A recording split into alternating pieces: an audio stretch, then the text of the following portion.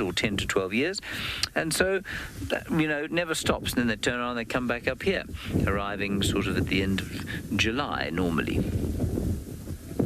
Beginning of July, as it was in this case. And the lions, of course, well, I'm not sure how good they are at forward planning, so they think that life's going to be like this forever, and then suddenly it's not going to be quite so bountiful, and they're going to have to spend a lot more time looking for other things to eat. Let's go around the corner of this pan, see if we aren't very lucky to see what else is perhaps coming towards the area. And the first little hunt that we watched, which was very garbled and very rushed because we'd just arrived here and I was in a flat panic, we watched that young male that we were looking at there, and he chased a wildebeest that thought about having a drink here. I don't know what that wildebeest was thinking, not very much apparently, because this area is riddled with lions. They're easy to see, and so I don't know what that wildebeest was thinking. What I'm going to do is just get us up onto a little promontory tree here and see if we can't spot anything else coming towards this area. Let's just pop down through this rather nasty little gully and see if we can't see another herd or two coming this way. Because that will tell us whether we are going to hang around here for any length of time or not. We'll just go around here, a little bit of 4x4 driving. And let's get a bit of height. Very rocky area this, so if they do go off hunting towards that herd over there, well, it's not going to be ideal. So we'll just stop up here and look. And I don't see any more wildebeest coming this way at all. I can see a very small antelope in amongst the grass, possibly an oribi, possibly a rock. I don't see any wildebeest coming this way. Alrighty, I think we should probably leave this where it is. And then we'll let you know if anything else develops, really.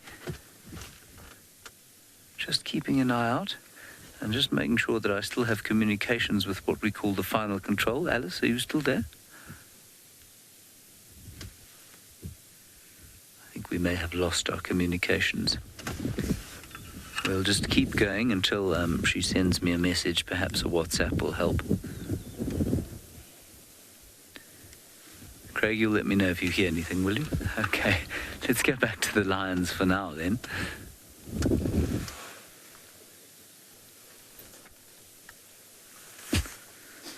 And we'll just wait and see if something doesn't pop across. Sort of assuming that we're off air, but I don't know that for sure, of course. Let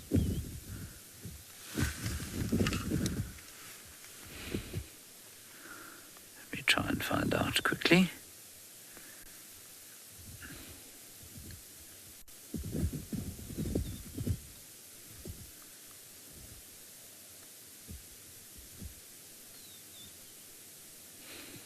No signal. This is hopeless. I'm sure we're off air by now.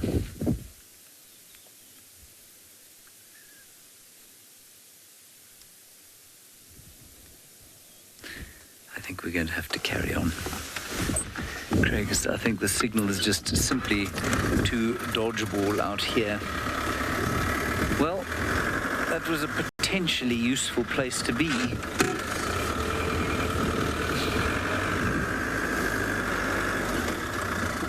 Like perfect timing, that ball. It was nice, hey? Really good.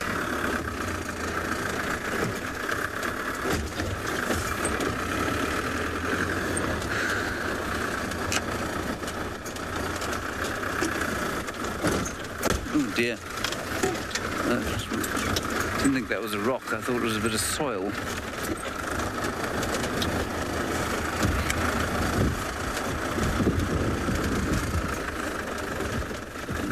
We've got a major network issue here.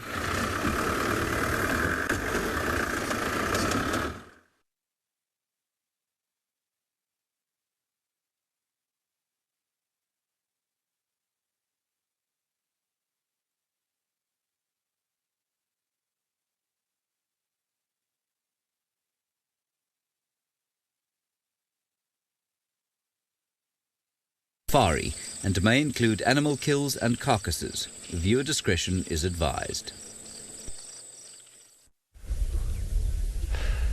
Good afternoon, and we are sitting on number 97 on our bird list. We've been birding the last little while. It's exciting. 97, almost at 100, and this is Safari Live.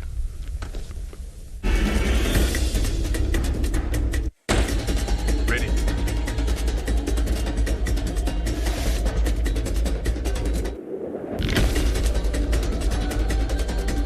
Standing by.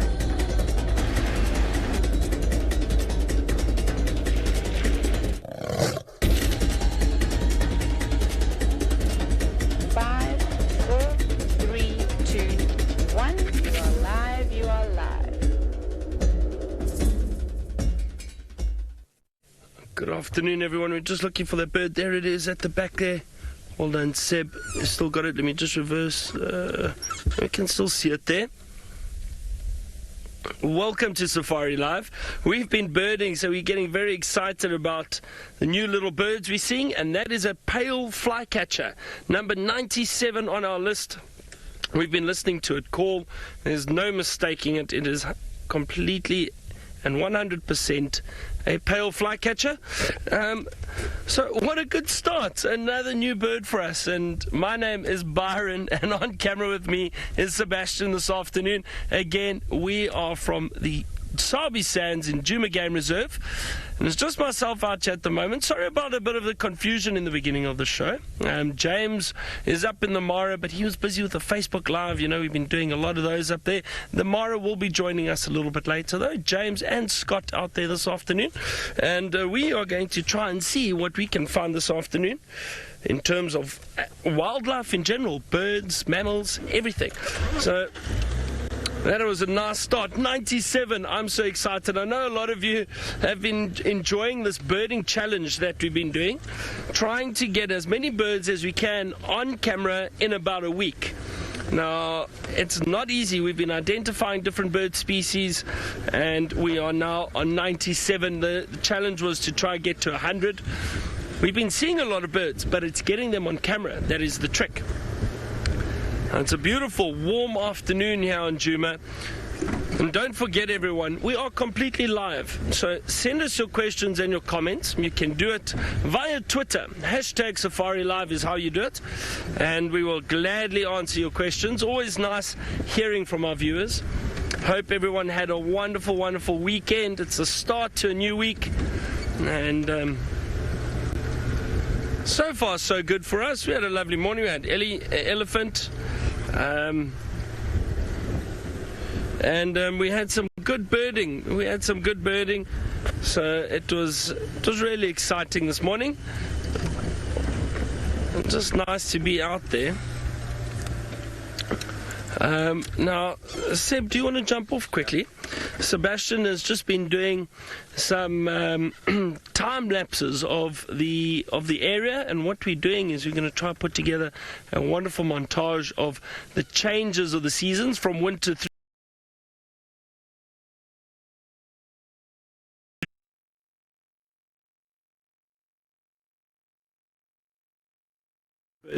excuse me, as we move further into summer and late summer, after all the rains, when the bush is going to look lush and green. Now, I said I'm so excited about the birding, and it's been tricky. The few birds have been quite tricky, trying to get new species that we can see. And I mean, 100 birds in a week, especially in winter, it's not that easy. It's not that easy at all. But we've been very, very fortunate, and we've had some good birds for. Yalrez, you say 3 birds in 3 hours, 3 more birds in 3 hours. You think we can do it? Let's see. Maybe we get over 100. That'll be good. So we'll try our best. Oh, just walking over there. Crested francolin walking through the grass. And the nice thing is we've been doing the birding. Now, birding isn't always for everyone, but we keep seeing a lot of wonderful wildlife along the way. We've had great leopard sightings the last few days. We've had lions, elephant. There's been a lot going on. So we're definitely going to try again this afternoon, maybe for some leopard. Wouldn't that be nice?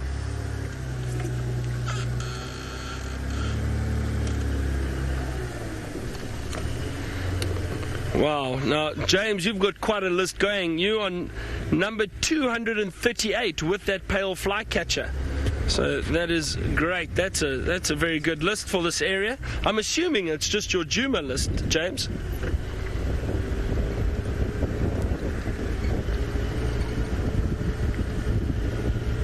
I think I know some of the viewers have got separate lists. Southern Africa, so the Djuma list, and then East Africa now with the Mara.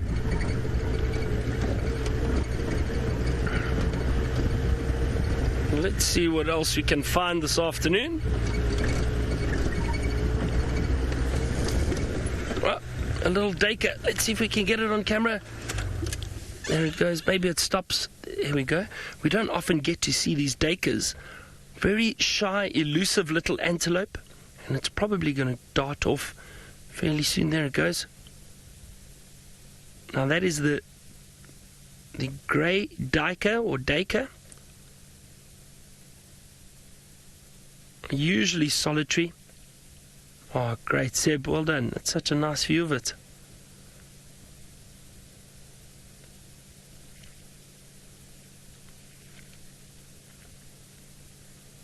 And then I'm just hiding behind that little bush now. Nice to see the little duiker. One of the smallest antelopes in the area. That's full grown.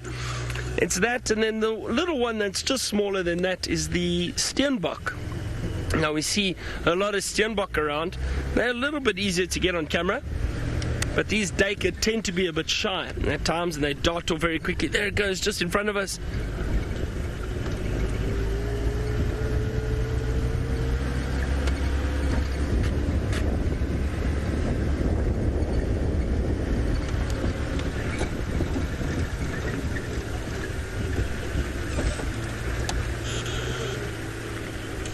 Wendy, you asked if we get secretary birds in Djuma. I'm trying to think if I've ever seen a secretary bird out here. We do get them in this area, definitely. I just haven't seen on Djuma before.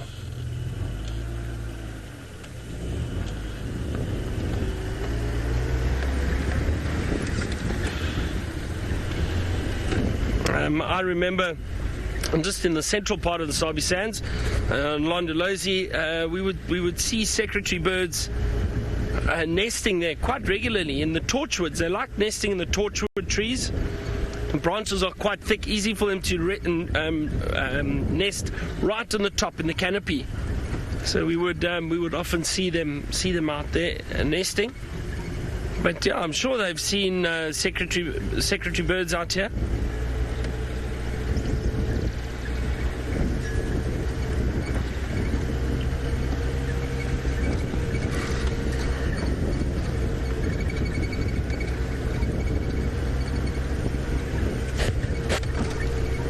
Christian, you asked what birds are permanent residents of Djuma. Well, so far 97 species that we can tell you are permanent residents. All the birds we've seen are permanent residents in this area, and none of them migrate. None of the species we have seen in the last week migrate, because we're still just at the end of winter. We're waiting for some of the migratory species to return. Oh, yes, green wood hoopoes. We haven't got those. We were looking for them. 98. There we go. There they are. You can see those beautiful red beaks. Seb, that one on the tree where you were is still... There we go. That's a nice view of it. The light is a bit tricky, but you can see those red beaks. We were looking for them. I thought we'd see them out here. The green wood hoopoe. Beautiful bright red beak. They're always in groups, very gregarious birds.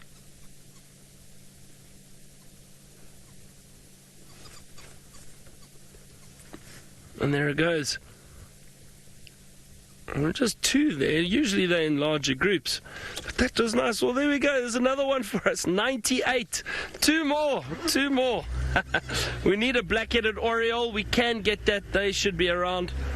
And we need to find one more. One more after that. So we'll see.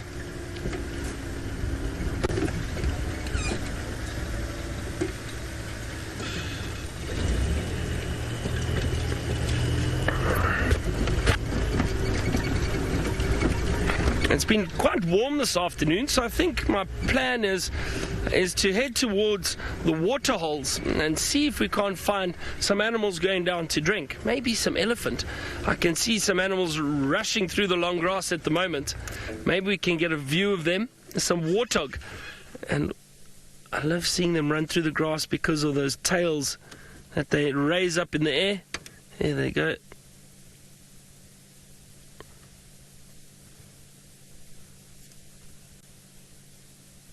Just a brief view of them.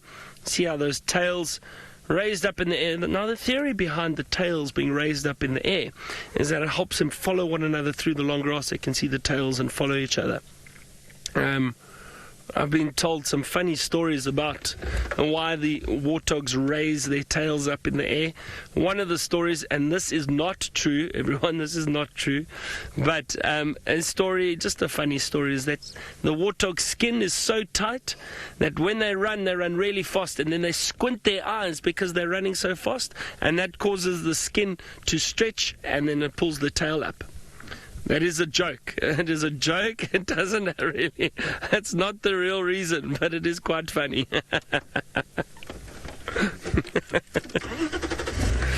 You can actually just picture the warthog running really fast and squinting.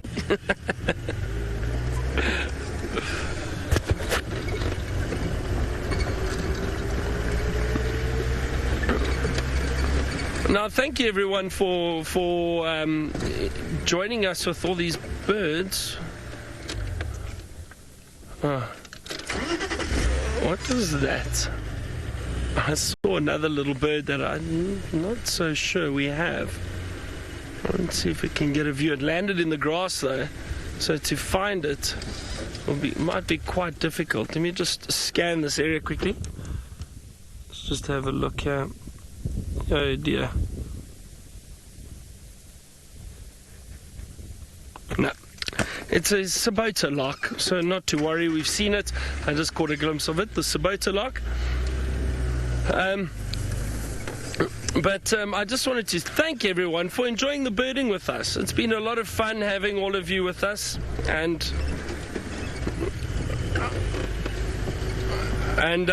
just joining in and helping identify some of the birds, and just giving us the confirmation when we do identify them. It seems like everybody's been getting into it while we've been doing it, so that's the most important thing. Just a bit of fun, something different. As you know, I always try to do something different when I am here.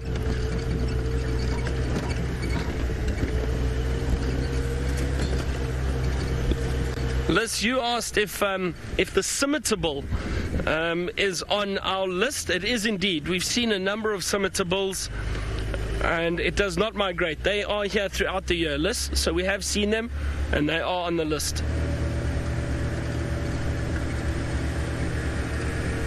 Yesterday's highlight for me was that black cuckoo shrike. I've only ever seen one before in the wild, and we saw a female yesterday.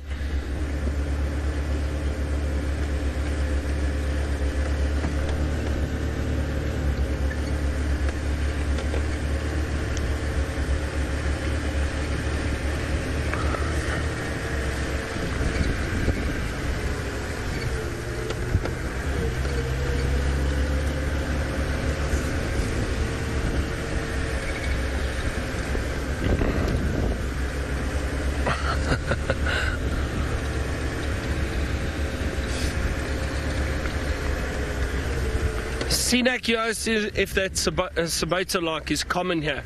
It is fairly common. You see it throughout the year.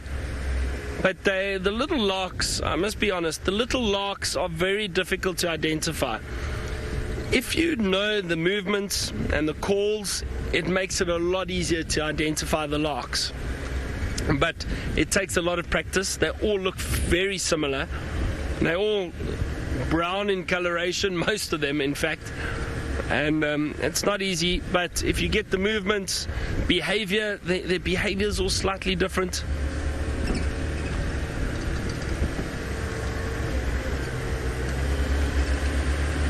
All right, well, we're going to continue searching for everything this afternoon. We'll see what we can find. Maybe two more birds for us. Let's head across to Steph, who's watching some birds on the river cams. I don't think I'm watching for birds on river cams. I'm going to leave that up to Byron. He's doing such a fantastic job. 2 birds left, and then the 100 birds target is reached. And we have a crossing underway potentially. These are Topi, Africa's, and I kept on getting this wrong initially. I must ask for forgiveness. Initially I said that these were Africa's fastest antelope, but the title belongs to the Tessebu, which looks almost exactly the same. These are Africa's second fastest antelope and the world's third fastest hoofed animals. They can hit a top speed of just shy of 80 kilometers per hour, which is pretty fast for a cloven hoofed animal. And these guys look like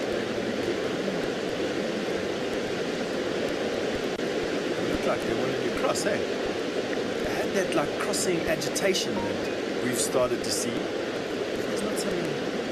Yeah, I think it was actually they were spooked by this dead wildebeest. The bird in the foreground, that's a yellow-billed stork. That we're zooming in on is a carcass that is washed down. I don't know if it was the same ones as we were seeing being washed down a couple of days ago, but it definitely is part of the same group. And a lot of animals have drowned in these crossings over the last couple of days as the water has increased in flow. So these animals are trapped against banks that they can't get out of. Could we please go to Main North, Alice? There's a hammerkop bird, busy fishing. And although I said I wasn't going to do some birds, they do have quite an interesting fishing behavior. You'll watch them, the bird basically fishes with his feet, and you'll see he will dance around in the shallows there. Have a look at that. I love watching these guys fish. Now this morning, if you were watching what Taylor was looking at, she was watching a yellow-billed stork employ the same method, albeit a lot more sophisticated. What the yellow-billed stork would do is put its beak into the water on the deep side of the so in other words towards the river, and then using their feet try and scare invertebrates into their waiting beak. The hammerkop, I think, employs a similar strategy, although I don't know if it's as sophisticated. They use their feet to feel for stuff underneath the mud, and then will quickly snatch it up with their beak if they do feel it. But I just love the way that they have that sort of stuttering walk that they do as they're busy probing the depths for dinner. And of course, Byron this morning managed to show everybody that beautiful hammerkop's nest, and a really, really big one. They're really spectacular things, you know. For years I've been seeing hammerkops building their nests, and it always looks like this haphazard weaving of sticks together. But this morning's nest quite clearly showed that it was built up in layers. And what was quite interesting is that a couple of months ago on the shores of Lake Victoria, I was lucky enough to see a half-completed nest of a hammerkop, and I'm pleased to say that it does have a chamber in it. I'm equally pleased to say that the chamber wasn't plastered like I've been led to believe that it is sometimes, but it was woven with a much finer selection of sticks, creating a very, very fine meshed weave on the inside of the chamber inside their nest. Here comes the yellow-billed stork, obviously feeling like it needs to watch how the yellow-billed stork's method differs from the hammerkop's. Beak open, herbst corpuscles in use, which is basically like a tongue. For those of you who haven't learned that with me for the last couple of days, I've learned a new thing. At the tip of a yellow-billed stork's beak is covered in a organelle called a herbst corpuscle, which is basically like our tongue, and enables the beak of the bird, which is a bony structure, to taste and feel. And what this bird is doing is hunting these submerged grass beds. Whoop, I wonder what that was.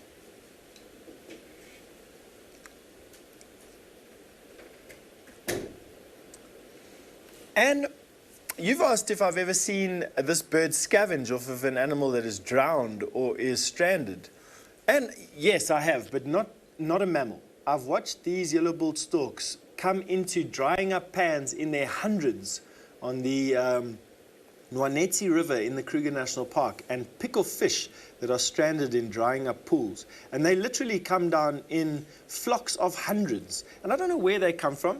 I don't know if they come from Botswana or Namibia or Mozambique, or even if they fly all the way from the equator down to make use of the more temperate climates, seasonal changes, and of course they're drying up pans. But they definitely come and then go again once all the pans have suitably dried up, so around about this time of the year. Very interesting behavior that you see them doing. So yes, they do make use of drying up pans for stranded fish. I don't know if it quite would go so far as to be considered scavenging, but not far off. Now there are some giant crocodiles over here. In actual fact, one of the biggest crocodiles I've ever seen has been on the sandbank. Have a look at this guy. I don't know if it's him, but that is a monster crocodile. Oh, these crocodiles are massive. And he is in such good condition. I know this because crocodiles store fat on their backs and in their tails. And if you have a look at this crocodile, you can almost just see the fat just piling on. He's stiff. He's so full of fat at the moment. And that's a good thing. That means that this crocodile is putting on a lot of weight at the moment. He's doing well. And this is truly one of those giant crocodiles. I don't know if he's the biggest one I've ever seen, but just let me give you an example of how big I think he is. We quite often see zebra and wildebeest come down and drink at that exact point. And in the point where he is, quite often six or seven wildebeest will come down there. Just have a look at this. This is now, we're about 100 yards or so away from this crocodile. Let's see if we can give some other type of scale. Now, Ricky, you said this is an enormous crocodile. Wow, he's huge. I couldn't agree with you more, but let's see if we, oh man, let's see if we can use something for scale. What would I use here for scale? Let's see if we can find an elephant dung, which is about as big as a football. So that rock there is about as big as is it an elephant dung? No, that looks like a rock. Let's see if we can find an elephant dung over here and we can use it as a,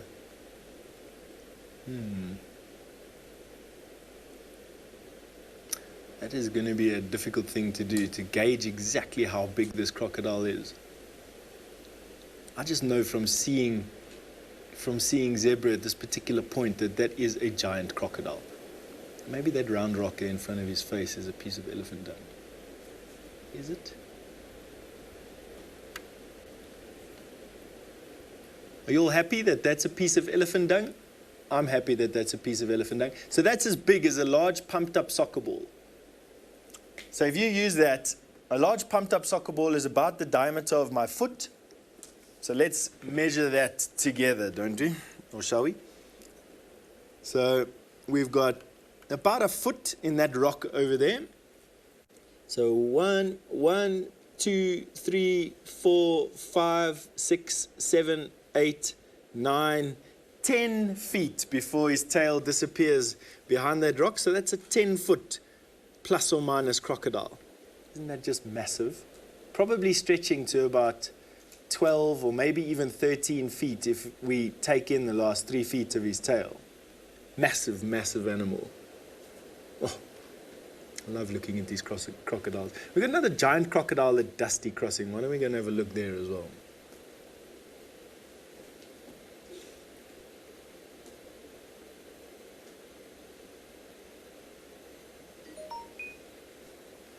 Here we go.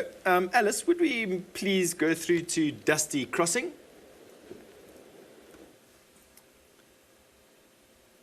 There we go. Almost ready. Don't worry, everyone. We sometimes battle to get the right buttons. There are a lot of buttons to push out here, and oops, we got a bit of a problem going to Dusty Crossing. That's okay. We seem to have lost the picture for Dusty Crossing, which is not too much of a problem. These things happen from time to time out here, especially after a day like this where we've had a lot of rain. Let's go and have a look at what the rapids here at Main North are looking like and see if the water level is raised or as subdued a little bit. I don't know, those waves look just as big as they did this morning, to be honest with you. Massive, hey? Now, apparently, this is all supposed to be underwater at the moment. These rocks where we are now are supposed to be covered in water. Shows you how big these rapids can get. We seem to have found Dusty again, so why don't we go across to Dusty? There is a hippo. Now, I know that a big bull hippo like that weighs in and around the 2,000 pounds. And I don't know about you, but that crocodile looks easily about half the size of that hippo. Have a look at this guy.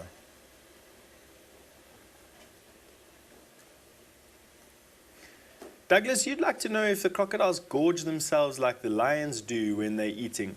It's called bolting of food, and it's quite common amongst predators, even crocodiles, where the chance that the food is taken away from you by either numerous smaller animals or bigger crocodiles or bigger lions is a possibility. And I would say absolutely, just looking at some of the feeding frenzies that I've seen with the crocodiles here, there seems to be that it's all relaxed up until one starts eating, and then it's like there's no tomorrow. And these crocodiles absolutely then start to just rip off chunks and swallow down as much as they can, as quickly as they can. This guy looks full, doesn't he? I mean, I would imagine that a crocodile trying to flatten himself out to get the most sun possible would be slightly skinnier, but that belly just looks like it has got a ton of meat in it, doesn't it? Ace Gaming, I think, is your name. You've just wanted to know if this crocodile is sunning itself. It is absolutely Ace Gaming. They come out of the water, they're cold-blooded, they come out of the water now at this time of the year to make sure that their bodies are in the optimal temperature range to metabolize meat as fast as they can. The reason for that is that there's this superabundance of food at the moment. And crocodiles need to work through that food in their tummies, turn it into fat, because once the migration leaves here in a couple of weeks' time, it's going to be over for these crocodiles for a while. There'll, of course, be a meal every now and again, but the superabundance of food that they are used to now goes away. And then they'll be living. Their massive bulk will be supported by the fat that they manage to pack on now. A lot of animals have this strategy. It's not just crocodiles. But these guys are really enjoying things right now. Yesterday I asked the question, what is this fat roll on the neck of a crocodile? You see it when they're gulping down prey. I don't know, is it a chamber that allows them to swallow massive pieces of meat? Is it something that helps them produce a sound? What is that? In any case, I'm left to ponder that, and we left to look at that grinning smile of this crocodile.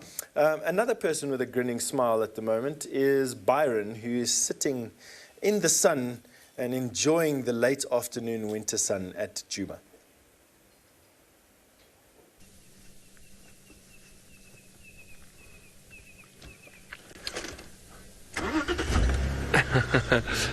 Steph, I do. I've been enjoying this birding competition, and because we're so close now, it's like in reach. I'm like almost there.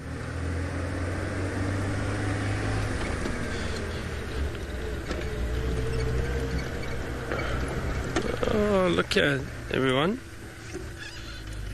There's some little warthogs. So maybe you can get them through there. I can see 3 or 4. And the light, oh, that's okay at least. The light's a bit tricky this afternoon. Everything we find directly in line with the sun, so it's a bit difficult for the color sometimes. But I think that's all right.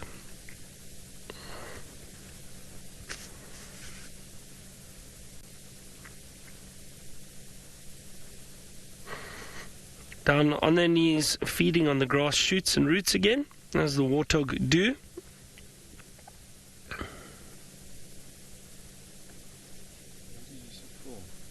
I saw one or two to the left in the long grass.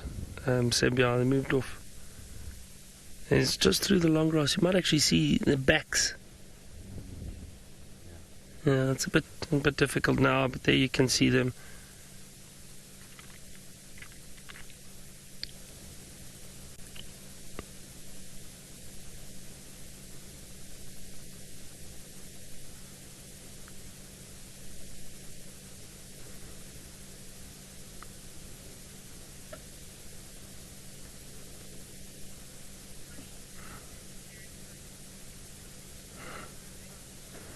Monique in London, you excited to see the warthogs?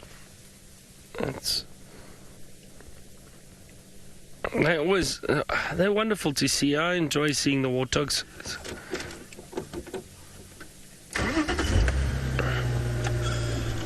Sinak, you asked how old the warthogs are. I have no idea, Sinak. I don't know. It's difficult. I would guess that they're probably about a year old at least. Those little ones that we saw, I would guess somewhere around maybe even a year and a half. And those, I mean, they're fairly large. So I would guess somewhere around there, but I don't think my guess would be very accurate. It's tough to gauge the size or age just from looking at the size, I think.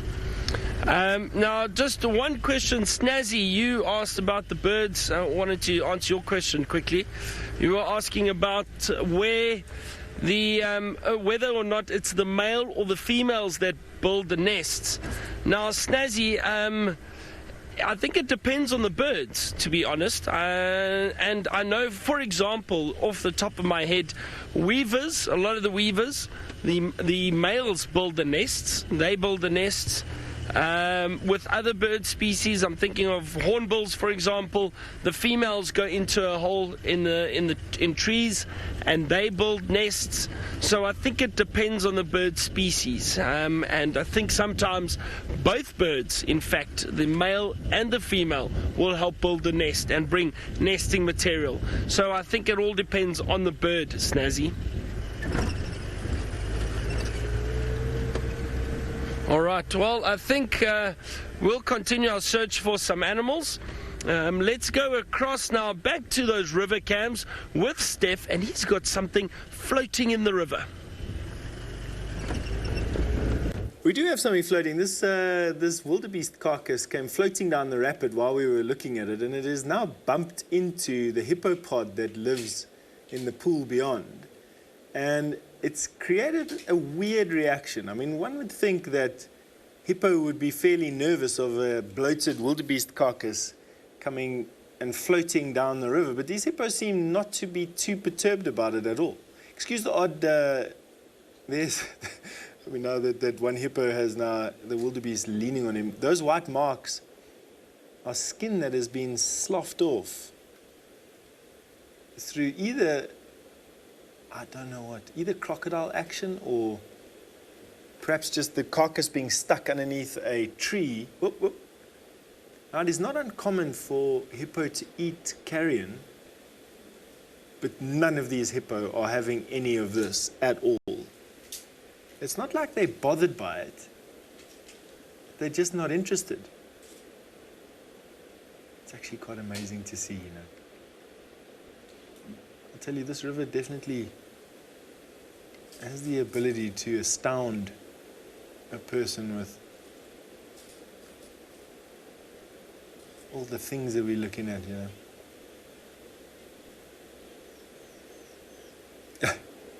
Roshni, you say maybe the hippos are wondering that this one doesn't look like one of us, and I absolutely think exactly that. These hippo, here's one that's giving it sort of, the first one that's given it a bit of an inspection. Hold on. And I'll need to manually focus, which is going to cause you some seasickness. There we go. And you can see that one hippo now escorting that dead wildebeest down the river. And now another one. Of course, hippos being very inquisitive. And now there's another one that's coming to have a look as well. Isn't that amazing?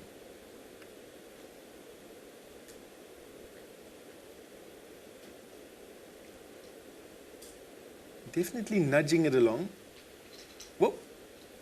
Big bite there. I don't know what it's doing. Like I said, it's not uncommon. Wow. It's not uncommon for hippo to eat carrion. In actual fact, it's not uncommon for a lot of herbivores to eat carrion. In this particular instance, I don't know if this hippo is just being very territorial or... Let's just see exactly. There's another dead wildebeest in the background there. Wow, there's a lot of dead animals. This is incredible. Let's see if this hippo is feeling a little bit insecure. Quite often, whoopsie. Sorry, everyone. That happens from time to time with these cameras as they lose and get signal again, depending on the weather conditions around us. No, I think that hippo was just busy escorting this wildebeest out of its pool, and there it carries on floating by. That is amazing. It really is. Now, if we go to, I would assume, if we go to Main South, we will get a view of this carcass coming down, and at some point, I think what's going to happen is we are going to see that, I'm hoping at least anyway, that that this carcass elicits some attention from a crocodile. So let's just see, it is on this bank. It's going to come around this corner.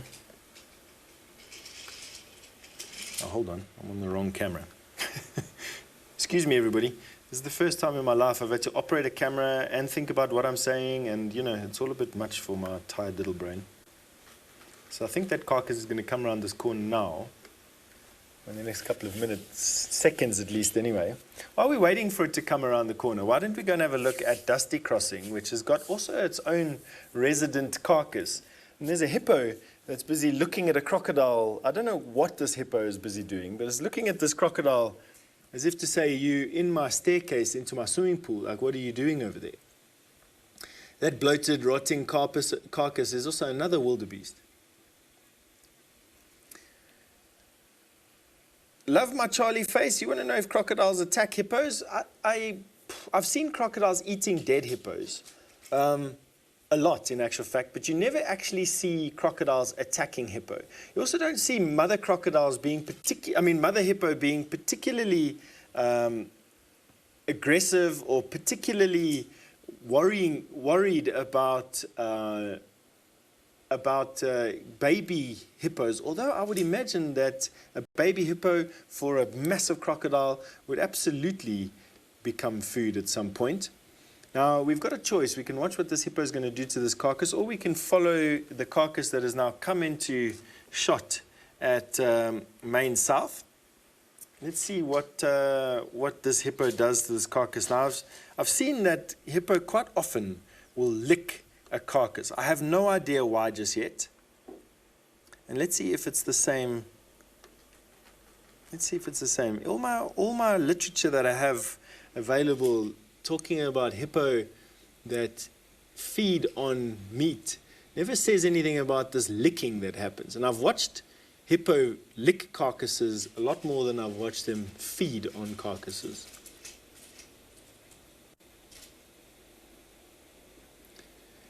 Kathy, you've asked what does it smell like at the river. Can we go to Main South while I answer this? We've got a crocodile edging towards this wildebeest carcass. Kathy, it stinks like you cannot believe. It smells like a month-old dead corpse. And the whole river system smells. You can see that this crocodile is angling in. Let's see what it does when it does get close. No, it's decided it's had enough. Dead meat is not what it wants. Massive crocodile that came in there. How interesting was that? Why did it just let the carcass go? Obviously it came within sensing of it, saw that it wasn't alive, and then, you know, that discounts everything I've been told about crocodile. A crocodile will choose rotting soft meat over fresh meat, given the choice and given the fact that they are full. Shows you. Don't trust what you read. Trust what you see. Let's go back to Dusty Crossing, if you don't mind. That hippo is still busy licking this carcass. I just don't know what's going on here. How beautiful is that pink tinge to a hippo skin? It's not every day that we get to see that. Now, that is created by a secretion on the hippo's skin called hipposudoric acid and norhipposudoric acid, which are two sort of sticky. I suppose the closest that we could get to is sweat that the hippo produces. Oh, look at that. Wow. Now, that looked like a proper yawn. It didn't look like he was trying to intimidate a dead wildebeest. That just looked like a decent yawn. Now, that pinkish tinge comes from the fact that that this secretion dries to this sticky pink and sometimes orangey hued residue on the skin of the hippo.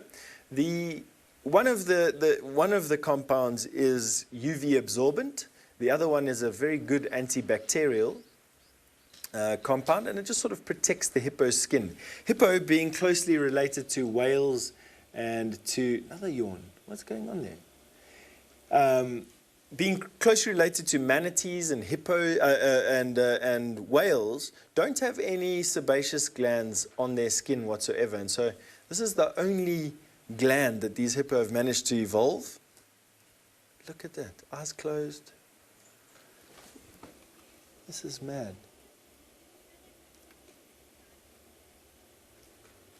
David, you made a comment there about this hippo perhaps smelling the grass inside of the wildebeest's stomach.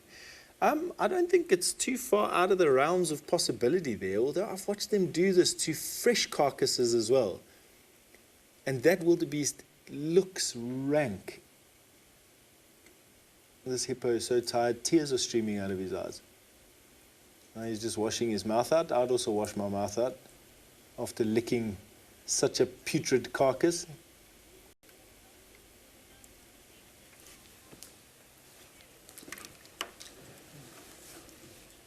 James, you want to know if the vultures will come and feed on a carcass like this? James, you do see the vultures descending on carcasses, especially those ones that are stuck on rocks. Not so much that are bobbing around under their own buoyancy like this one, but definitely ones that are stuck on rocks. They will descend and feed on them in the river. In fact, a couple of days ago, probably about a week ago, we watched a vulture fall off of a carcass, flap around in the water, almost get eaten by a crocodile before managing to make it to the bank with, inches to spare.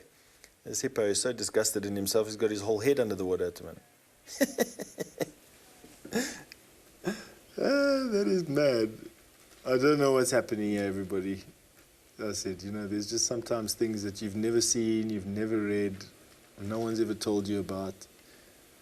All right, we're going to carry on looking for some more amazing things here. And in the meantime, we're going to be sending you over to Byron, who looks like he's just driving around having some fun.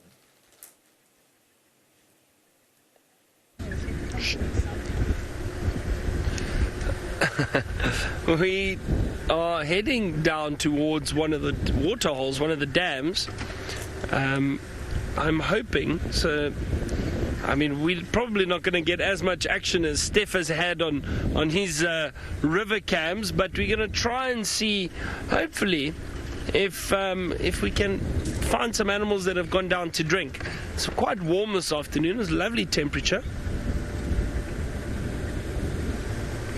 And beautiful clear skies.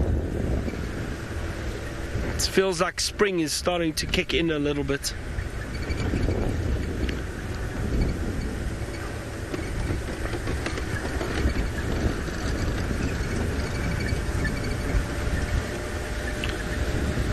And we are looking for two more birds for our list.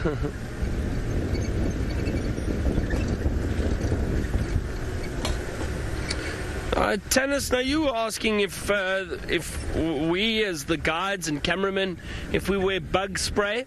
So not this time of year we don't have to, and even in summer, the time I'll put bug spray on is, sorry, I'm just listening to the radio quickly, sorry.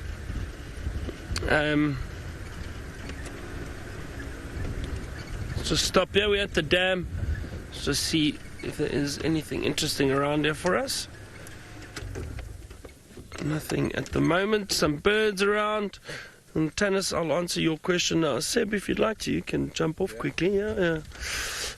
So Sebastian is just doing his... Is that okay, Seb?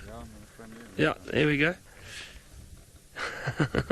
So Sebastian's doing his time-lapse photos quickly, so he's just going to jump off. So Tanis, getting back to your question now, in this area we do get bugs, but not that many. Summertime, yes, we get a lot of bugs, and we do get mosquitoes. So mosquitoes are what we need to be careful of because of malaria.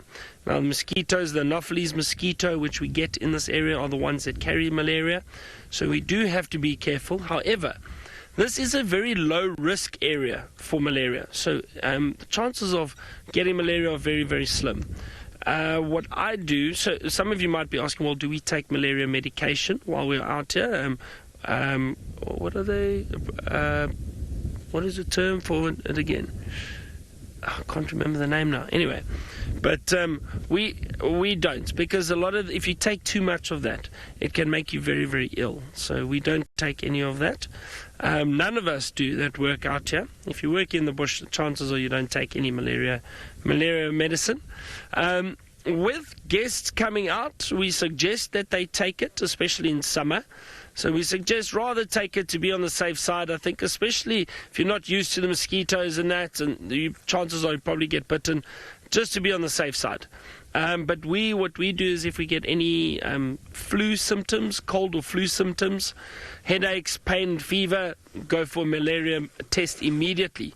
That's what we do. So in summer, what we do is we have got bug spray. Like, it's not too serious, but in the evenings, that's usually when we spray it on. So late afternoon, early evenings, we'll spray. What I do is I'll spray my legs and maybe arms. It keeps the mosquitoes at bay around that time of the day. That's when they're most active. And then try to sleep under mosquito nets. But generally, driving around on safari, you're fine. You don't need bug spray. You're going to get a few flies. As you know, when we do bushwalks and that too, we get a few different flies and that. But nothing too serious and nothing to worry about. So it's not too bad. We don't need bug spray. Some guests driving past, say hi. So it's not too bad. But, you know, we are careful and so on.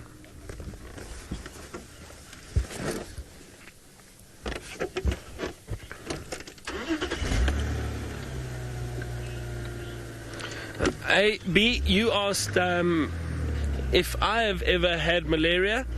I don't I don't like these questions because I'm scared I jinx myself. So touch wood, knock on wood.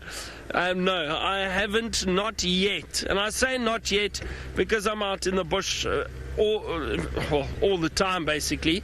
I am very careful, though. I try to be as careful as possible.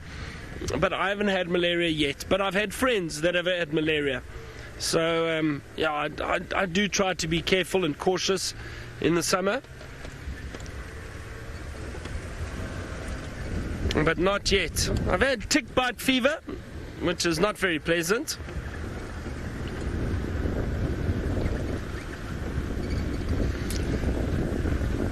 Chrissy, you were asking, when does the rain start? Scanning the waterhole, the edge of the waterhole to see if there are any birds here quickly. Chrissy, the waterhole should fill up when we get rain, but the rain should arrive, Chrissy, around late October, going into November. That's when we should get some rain.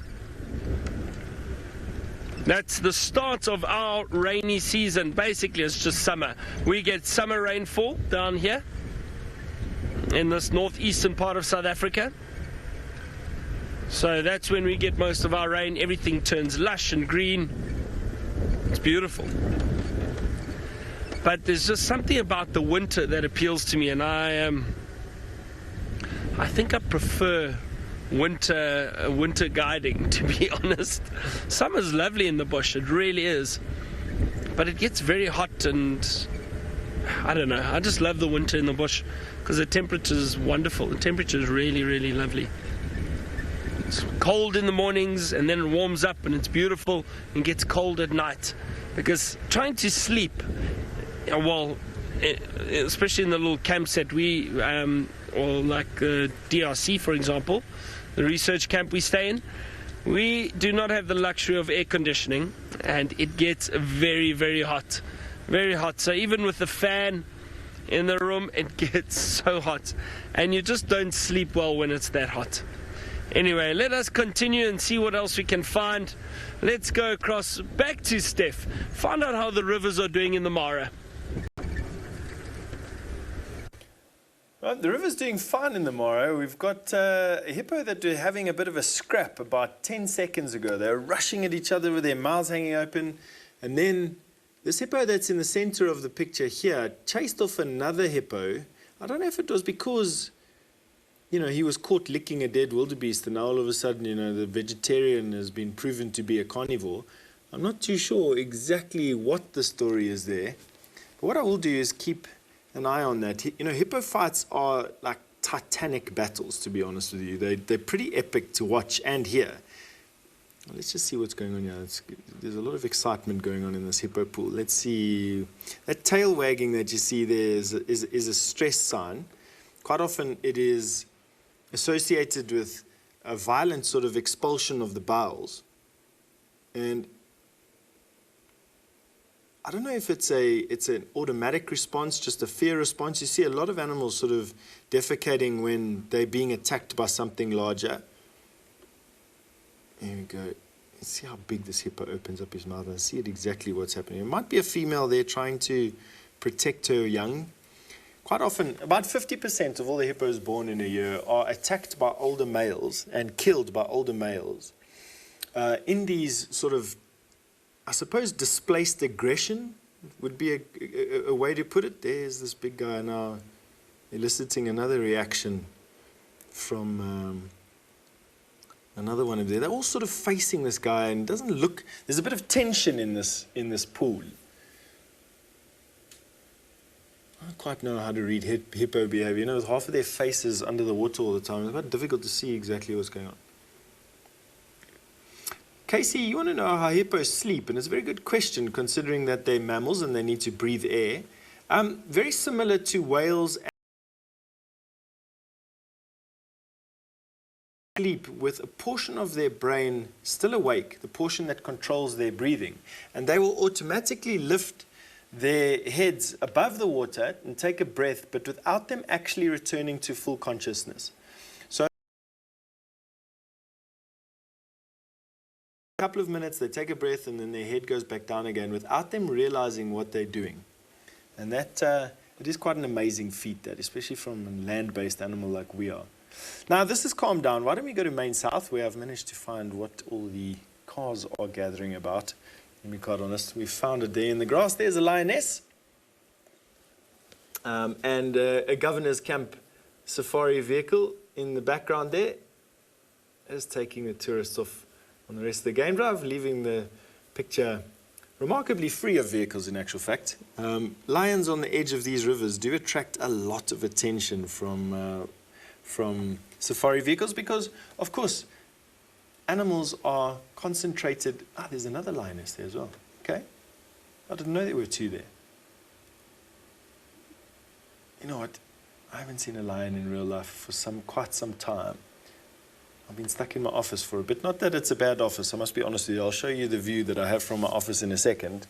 Let's just have a look at these two lionesses. They're obviously hunting these crossings. This is what the Paradise Pride of Lioness do. This is what they specialize in. They know that the wildebeest will come, that the wildebeest will go from being spread out over a wide front to being concentrated at these crossing points, and they've adapted their hunting strategy to hunt them as they enter or exit the water. And it's a very, very successful hunting strategy because these lionesses number quite a few. The pride itself is big. As far as I know, it's the largest pride of lions in the Mara.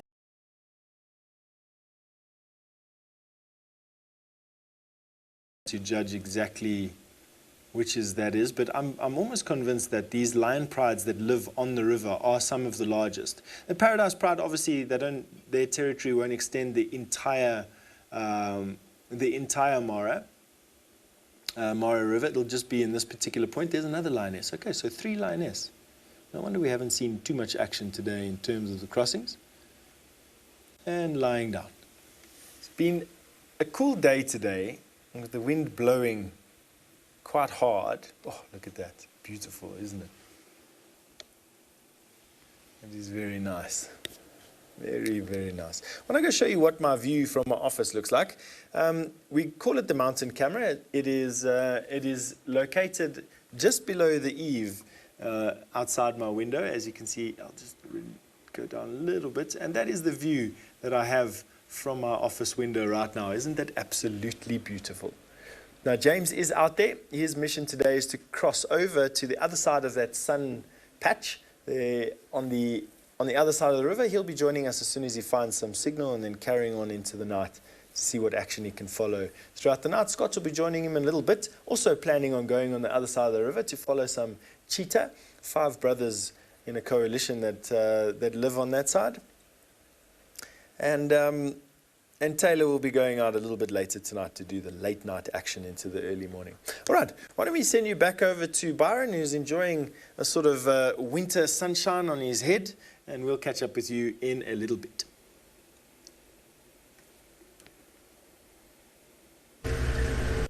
Well, good luck to Taylor. I hope she has some luck out and hopefully no gremlins. The technical gremlins we get, unfortunately. I just want to see something quick.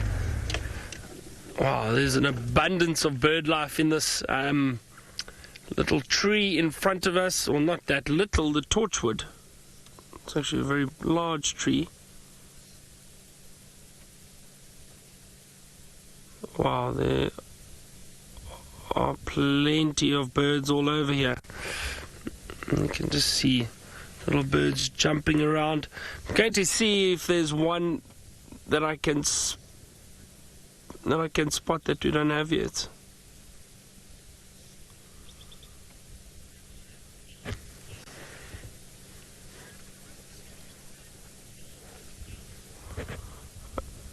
Aiden is 6 years old. You asked how do I remember which birds I've seen. Well, Aiden, it's a bit tricky, but you know what? It's funny. After a while, you do start remembering which birds you've seen, and it takes practice, Aiden. I think that's the best thing I can say is it takes practice.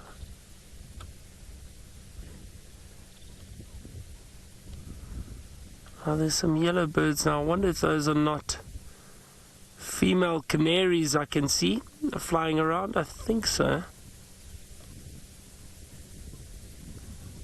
Yeah, they are difficult to identify because they are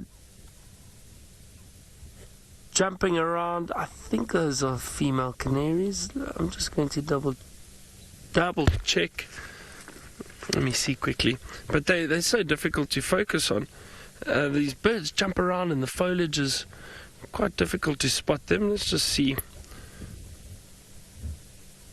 I think they're female yellow-fronted canaries.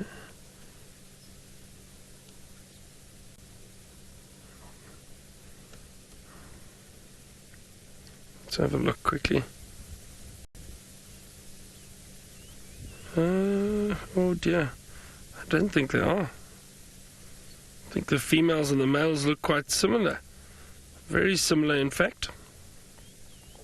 I've got streaking around the face, so I don't think so. So we need to try to see what these little yellow birds are.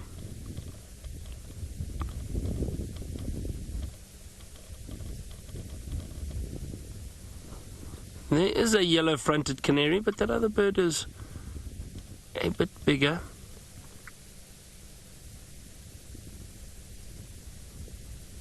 Oh.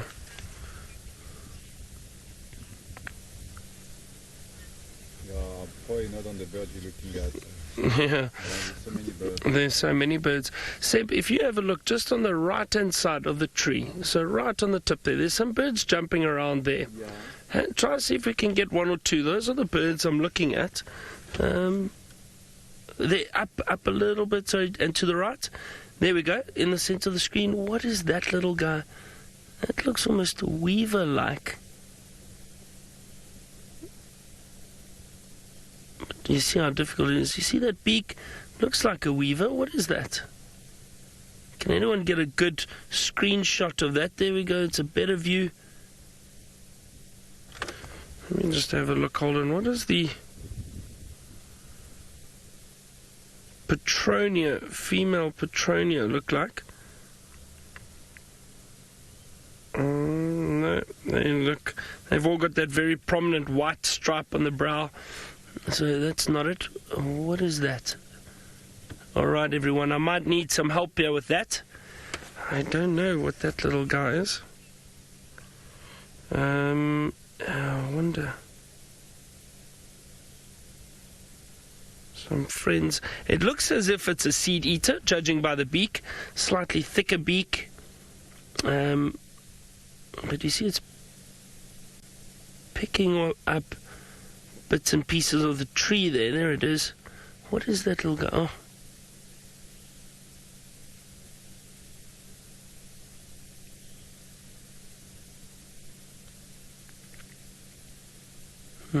It is not one that I'm very familiar with. See, even for us out here, there are always little birds, especially these little brown birds that are very difficult to identify.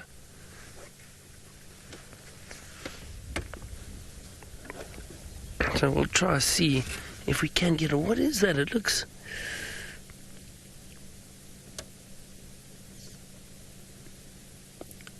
That looks like a Petronia, maybe a... Is there a bit of a white brow? It might just be a young Petronia, yellow-throated Petronia, but I don't think so. Oh. No, there's definitely yellow on that bird, yellowish, I think. No, it is.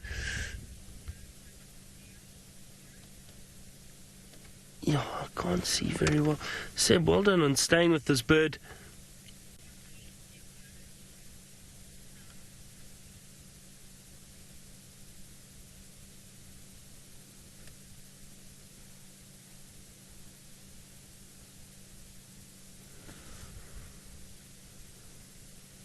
Sure, I'm really not sure. There's no very prominent white eye stripe. There is, looks like a little bit of a white eye stripe there, but I don't think it's as Petronia.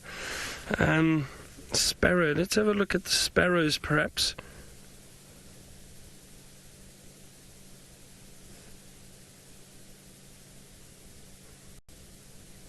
Kimberly, you were suggesting a sparrow. Let's see if I can find one that looks similar to that.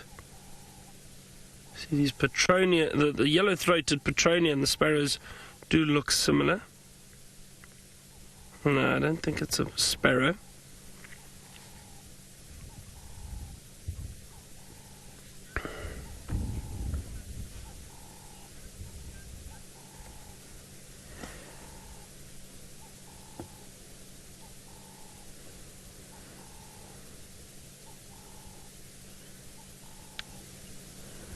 Let's see if we can find a... See, I don't know if it's... You see, the weavers are all very yellow. Let's check. Maybe... I wonder if it's not perhaps a... Oh, no, it's not a masked weaver.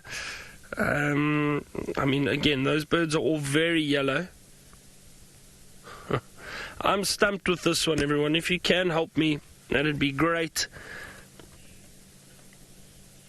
Yeah.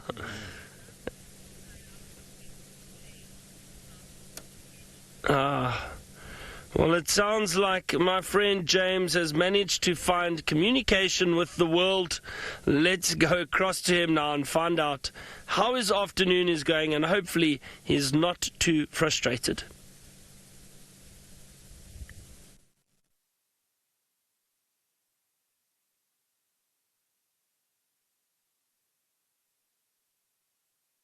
think we're just very far away from where anything is. So we're here in the Maasai Mara National Reserve, which is on the eastern side of the river, and what we're doing is looking, of course, for wildebeest. There are some wildebeest over there. My name is James Henry, as you've just seen, and it's very good to be with you. I'm sorry for our lateness here. You can talk to us, of course, using the hashtag Safari Live, or using the chat on the YouTube stream. Now, most of the wildebeest seem to have disappeared from the Mara Triangle, and we've come in search of them here. We had reports from Jared, who's our technical guru at the moment, that there were lots this side of the river, and certainly there were apparently some big crossings around Lookout earlier today. And so we're going to head around that area and see if we can't pick up on some lions. We'll be out here for probably the whole night. In fact, definitely the whole night, and then we'll join you again in the morning from exactly the same place. So that's the point of our traverse out here on the eastern side of the great Maasai Mara. Small herd up ahead. We're going to get in amongst them and then head across towards Lookout Crossing over there and see what we can find there.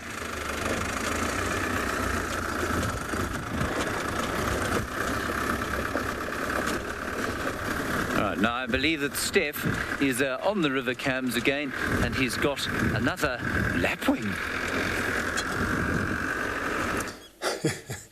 We have got some lapwings for you. This is the spur-winged lapwing. I was caught out the other day by calling this the blacksmith lapwing, when in actual fact it isn't.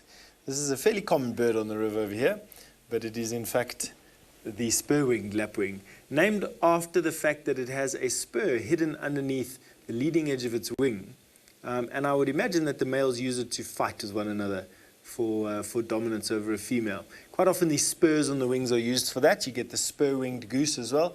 And I don't know if you've ever felt a peacock's wing or the chicken's wing, that they sometimes have a spur on the end of their wing as well. Quite a striking looking bird, to be quite honest. But one of the most notable features of the lapwings is the fact that they give birth to precocial young, which are born on the ground in a scrape rather than a nest. And this has a couple of advantages. Obviously, they don't lay a lot of eggs. They only lay 1 or 2 eggs. The scrape allows them to lay a camouflaged egg, which of course is much easier to hide. And they don't have to waste all their energy building or constructing a nest, or even fighting for a nest, as is the case with kingfishers or with rollers. The birds then, the youngsters are born much later, so the eggs incubate for a lot longer, and the babies are born precocial, which means that they're born almost fully formed. And within a very few days, they're starting to pick up whatever actions mom and dad are doing, and will copy it, and are independent much quicker. Samantha, you say they're very cute birds. They are actually, they're striking birds for this type of sort of barren environment that you have out on the river edges, the mud flats. Always in pairs with one another, and not shy to actually attack anything that comes close to their eggs. Paula, you'd like to know how many eggs they lay. I'm not 100% sure, Paula. I'm sure, though, that it's just 1 or 2. At an outside, perhaps 3, but I don't think it'll be much more than that. And the reason for that is that they've really got to look after these youngsters. And having too many youngsters is, of course, energy sapping. What is that over there? That is another bird trying its best to stay hidden. Have a look at that. 2 birds, in fact. That is a water thick-knee bird. A nocturnal bird spends most of its days crouched up in those positions, trying their best to look like rocks. Another bird that also gives birth to precocial young and in a scrape as well. Only these are nocturnal, so they'll spend most of the day just hiding around. And in the evenings, scurry about on these open patches looking for any invertebrates, insects. But they will eat things, anything, from a mouse to a scorpion, to lizards, to snakes. They are very general in their diet. Good predators, in actual fact. This is quite a nice spot, actually, even if I do say so myself. I'll show you how far away from the camera it was. Now, why don't we go... You can see it was very far away. Why don't we go and have a look at Main South, where those lionesses look like they are getting ready for the evening. Now, why I say that is because lionesses generally spend most of the day just sort of harboring their strength against the coming twilight. And quite often what they'll do is safari vehicle. For those of you who are joining us now, you can have yourself driven through the Maasai Mara Game Reserve using local safari companies. A very good way of seeing this reserve if you are visiting. Now, lionesses will wake up, generally speaking, at about sunset, spend a large portion of their time yawning, oxygenating their muscles, and stretching and socializing before they eventually go out and start hunting. And these ones yawning, stretching. You can see the one on the far left just having, or far right, having a good stretch at the moment. It seems like they're going to get hunting fairly early on in the evening. Now, Chichek, you wanted to know if lions can swim. They absolutely can swim. They don't like it, but they will swim. And in particular, these paradise pride females will cross the river and recross and cross and recross again. And the males associated with this pride also swim this river. Now, they don't like it, and there is lots of documented proof of lions falling victim to crocodiles. Crocodiles will absolutely eat lion.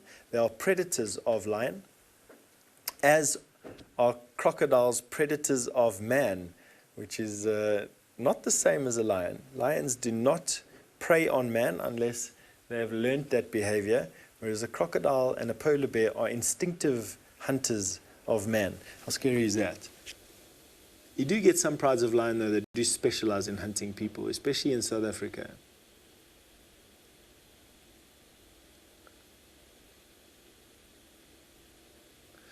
Alice, would you mind just saying the name of our viewer again? I couldn't quite catch that.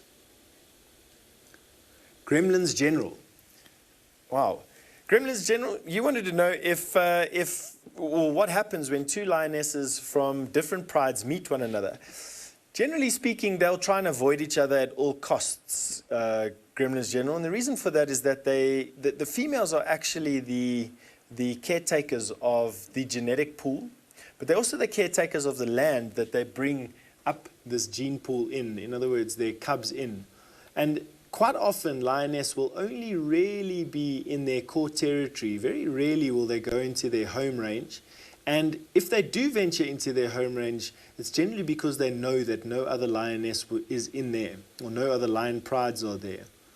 Should they encounter one another, quite often what's happened is the interloper is seen off at speed and will be very submissive in another lion's territory. And if they are caught, quite often they are mobbed, especially if they are outnumbered. And what happens then is quite serious injury can arise from that. That being said, though, is you do find lionesses that are not associated to prides living on the fringes of pride, so in the home ranges of prides. And although they are tolerated, they are these lone lionesses will bring up sometimes successive generations of cubs and live very long lives, but they are very submissive, and they definitely don't always have the support of their fellow lioness, and obviously it's quite a sad thing to see, but not uncommon. All right, on that note, why don't we send you over to something that's a little bit more common, and that is Byron and his bird list.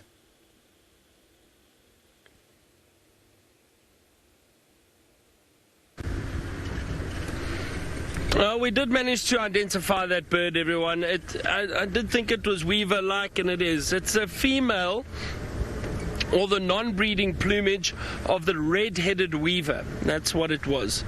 So Terry and Ruth, you apparently sent a comment in saying that's what you thought it was, and you're right. It's a female or non-breeding red-headed weaver. Now, I was having a look around. It makes sense also with the area that they are in. The other weavers are generally found closer to water, and yeah, it was definitely those female red-headed weavers. And non-breeding males, it was a bit tricky and gave us some work to do, which is nice. Some of the female birds, what is that? Looks like an emerald spotted wood dove, perhaps. I wonder what has happened to our beautiful owl.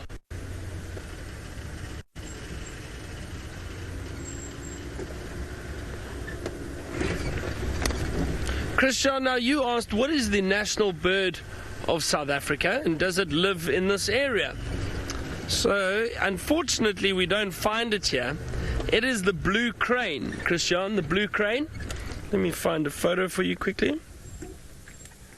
The blue crane, wonderful bird.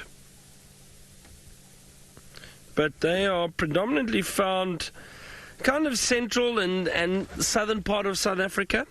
But that's it, the blue crane. That is our national bird.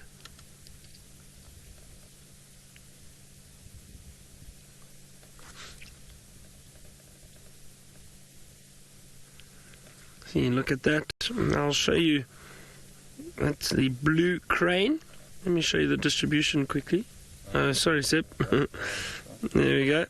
You see, now, it's kind of very central and down, and predominantly found down here in the Eastern Cape and the Western Cape, those areas down there. We are situated, see where that basically that green section ends. We're situated just a little bit further to the right of that. So we don't get the blue crane over here.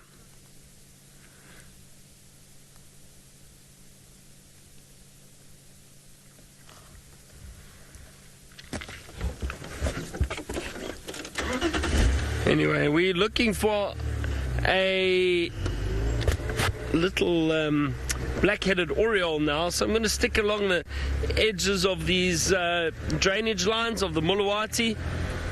Maybe we're lucky and we find a black-headed oriole this afternoon. There's a few other birds that we still need. The Swainson's Franklin.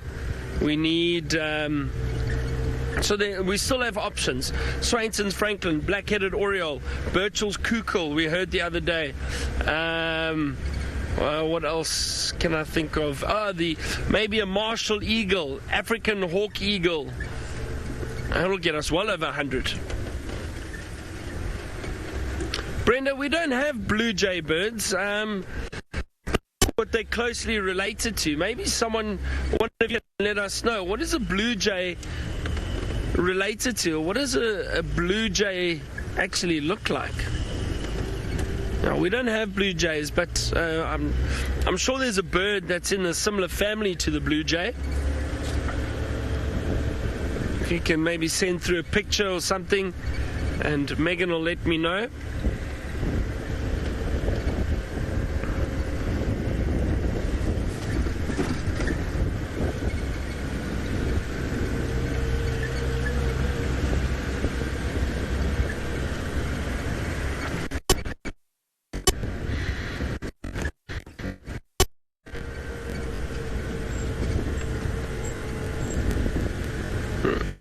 Right now, Alice, in our final control, Alice has said, she spent a bit of time in the States actually, and she said the blue jay looks a little like a kingfisher, very pretty, and there's a baseball team named after the blue jay, which, hold on a second, is that a...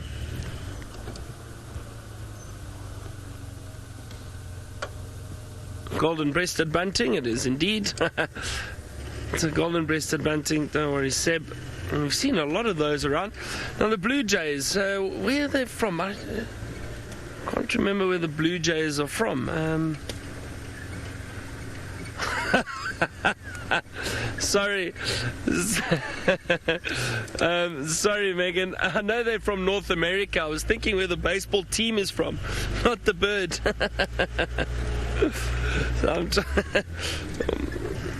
Now, actually, I enjoyed baseball. I used to play baseball when I was younger, believe it or not.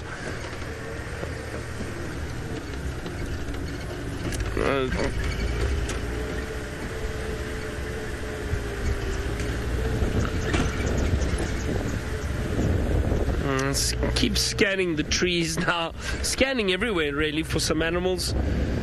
We've had no luck of leopard tracks or anything today, unfortunately, but that's the way it goes from time to time. You know, we've been very fortunate and lucky the last week. We've had great leopard sightings. We had Tingana yesterday afternoon. We've had Asana. We had Tundi the other night. We've had Tumba. We saw Tumba the other day. So we've been very fortunate with our leopard sightings.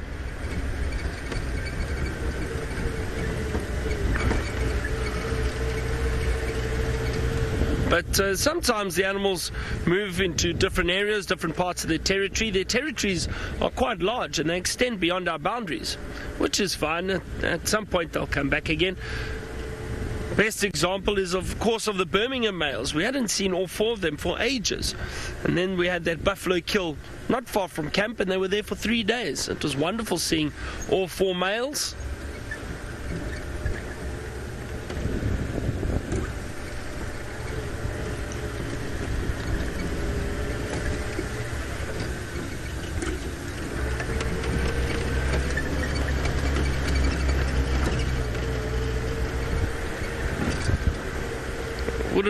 Wouldn't mind finding some more elephant again this afternoon. Maybe we should head down towards Chitra Dam and see if there's any activity. Animals going down to drink, perhaps. So I think we might do that. I know there was someone heading towards the hyena den, and so they'll let us know if it's active. And if it is, I know a lot of you are always asking about the hyena den. If it is active, we'll go past there. A little bit later. We were lucky this morning. We saw that the young hyena in Tima, I believe its name is. In Tima. So nice to see that young hyena, but there wasn't an adult around. Unfortunately, because we know there is still a young cub inside that den that is still too young to come out by itself. It will wait for the adult to be around. Look what I found. Elephant.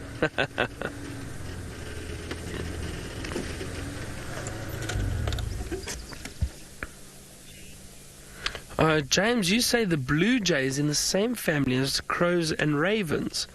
That's interesting.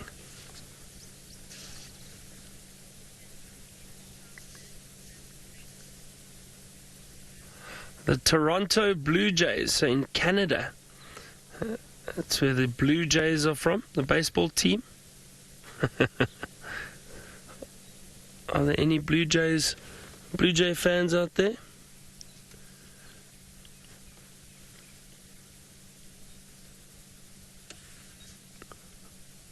Oh, how is that, everyone? You know what? I wouldn't say I cheated. I just, but I saw elephant tracks, and I thought they looked fairly fresh, and that's what made me think of finding elephant. And we found a whole herd.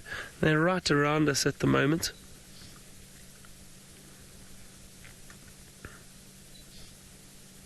It's always nice when you find tracks of animals and manage to find them. Hold on a second. Sorry, Seb, I'm just going to reverse for us because there's some very close to us on my right, and they're going to come out.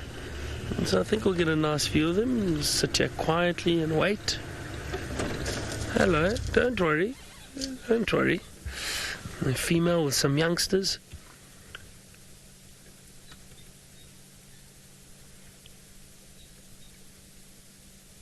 You see how she's standing dead still? Ears are poised. She's stopped feeding. Now she's just listening, possibly smelling. There we go. Lifting the trunk. Smelling. Just wants to see and make sure we're not a threat. Here they've all settled down again. And if we sit here quietly, I'm sure they'll relax and move fairly close to us.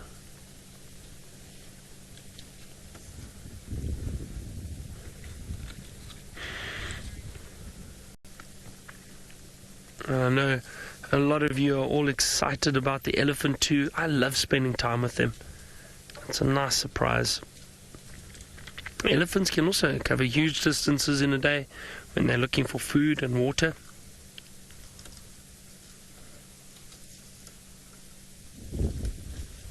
Look at that young one. See the little tusks poking through there? I would guess that that young elephant is possibly, I would guess around 5 years old, 4 or 5 years old. I think maybe a bit older.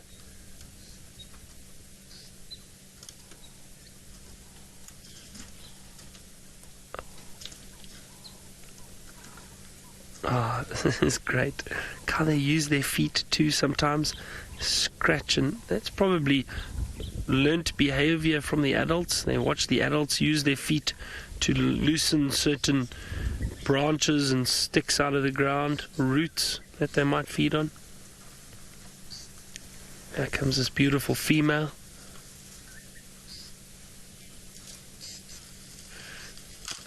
Alright, well, we're going to sit with these elephants for a while. Let's go across to James, who's got a beautiful sky. We do have a beautiful sky, everybody. There it is. As Craig called it, the fingers of God stretching down to the earth. And we've just come through a very large herd of wildebeest. They're just off to the right-hand side of where we're looking there. And we've had information, too, that the large Sala's Pride is not too far from a place called Kebololet Hill. And with any luck, we'll bump into them before the darkness comes. Apparently, they've been very active in the night of late. So that's going to be our plan from now. Who knows if we will succeed? This is a massive, massive area. It's not easy to navigate around if you are not intimately familiar with it, but I will do our best. We have Mskari Pius, and he's helping us get on with things as we drive through here. So that is Kebololet Hill over that side. And the Sala's camp, which have very kindly agreed to put us up tomorrow to refuel us. I mean that bodily. Well, they're just below that hill. And so that's kind of where we're going to start looking for the Sala's Pride of some 11 lions, if you can believe it. Marvellous. Good. On we go. We're going to go drive down here, get around the front of this hill. And Linda, you said our sky was very awesome. Thank you very much.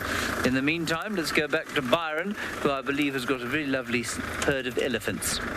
And they are in South Africa, and we are still linking because there is a 10-second delay, so I will need to keep talking until now. Just watching these elephants dust bathing here.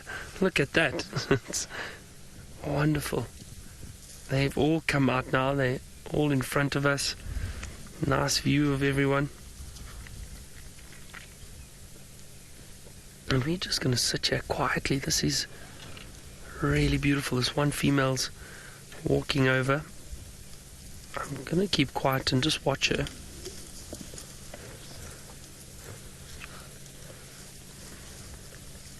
Listen to them feeding, everyone. Just listen for a few seconds.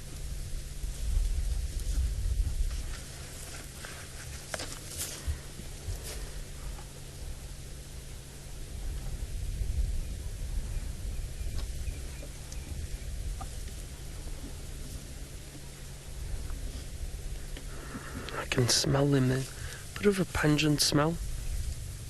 It's interesting. I don't know why she decided to come and investigate.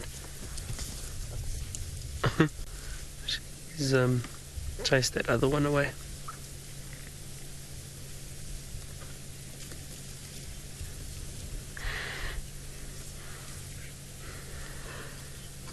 Skeeter, you asked if elephants are able to give birth to twins. They are indeed. There have been records of elephants giving birth to twins.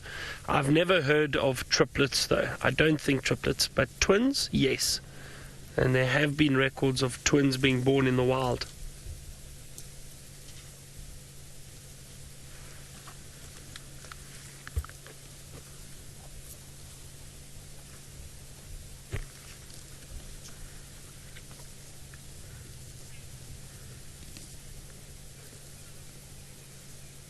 Lindsay, you say there's beautiful light on his elephant. Now there is. There really is. And so peaceful here. Luckily for us, there's no wind today. It's a very calm afternoon.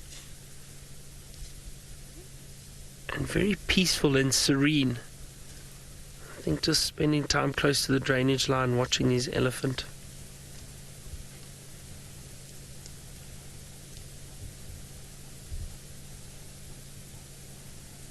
I really love moments like this. It's just something to appreciate and enjoy and just take in.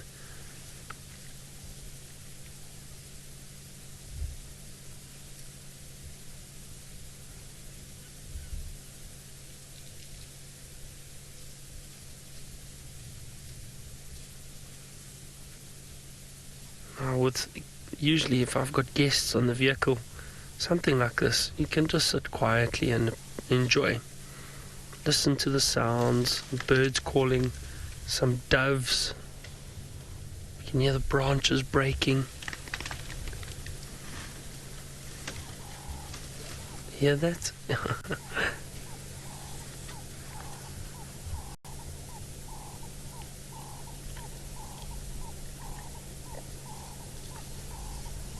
A lot of babblers, starlings, Cape turtle dove.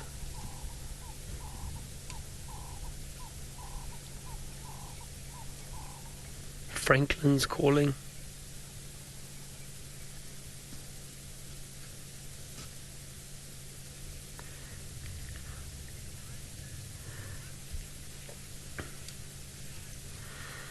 Now, Riser, you asked how many elephant can I see?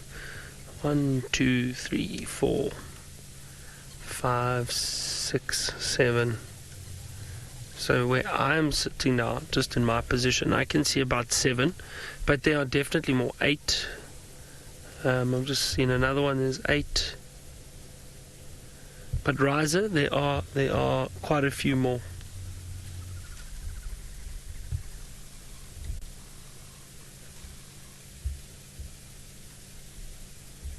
Now, you see, it's quite thick here, Riser, so it's not easy to count all of them.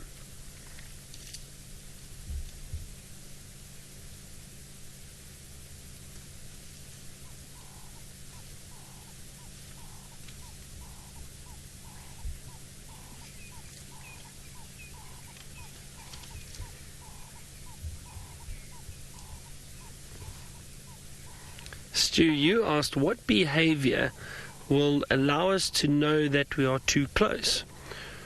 Well, Stu, with elephant, the wonderful thing with elephant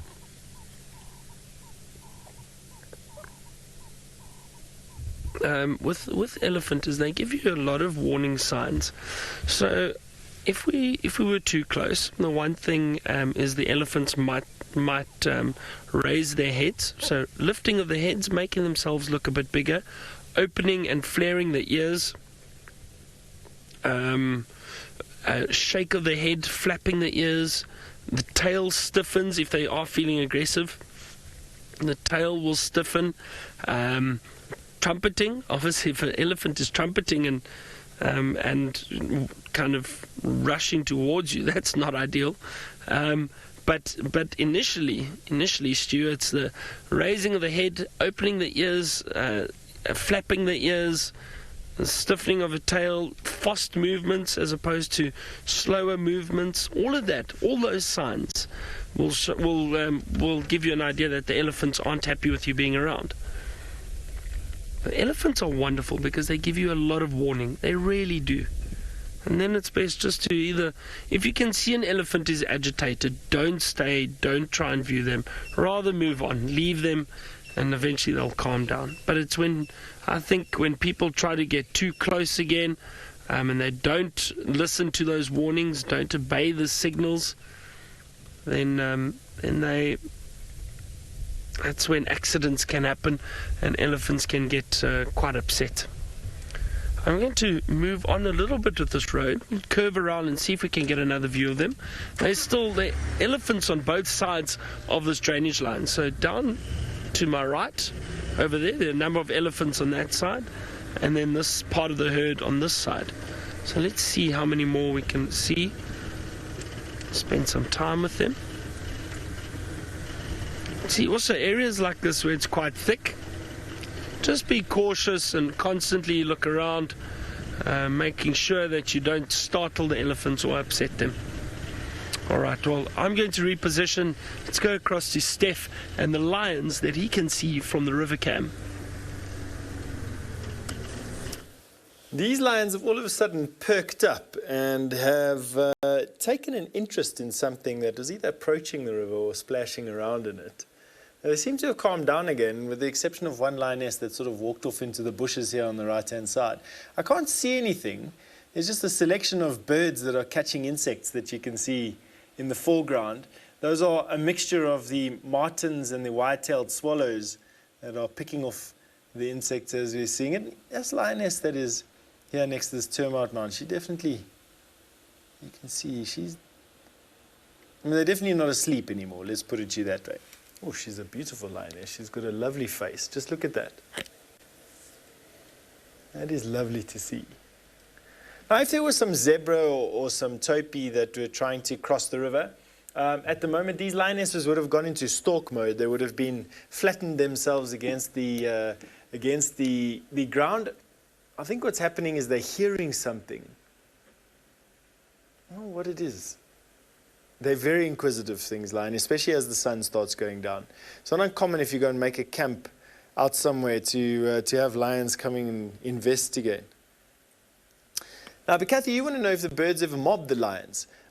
They do, actually. That bird, that spur-winged lapwing that I showed you a little bit earlier, quite often will dive bomb predators at their own peril as soon as they get close enough to any chicks or eggs. You watch lions making a hasty retreat quite often. Why don't we go to Main North, if you don't mind? I just want to show the sheer number of insects busy flying over this river at the moment. Have a look at that. Can you imagine being there at the moment and being in that cloud of insects? Of course, it's limited. It's not the entire reserve is like that. Otherwise, I definitely wouldn't have spent the amount of time I have done here. But it is over the river, and it is quite astonishing. I'll give you an idea of what these animals are actually, or what these birds, these wire-tailed swallows and martins are actually fishing for. It is amazing.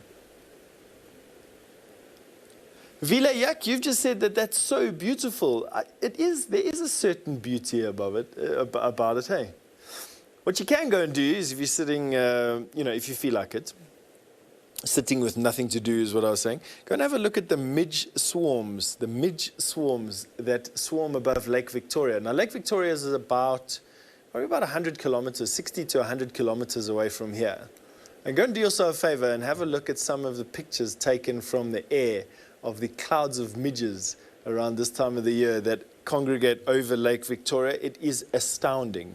This small little couple of 100,000 midges that you're seeing right now, which have either just hatched from the water or are just congregating here on the river, is nothing but a sample of what you get above Lake Victoria. It truly is some of the most amazing, it must be one of the most amazing natural spectacles on Earth.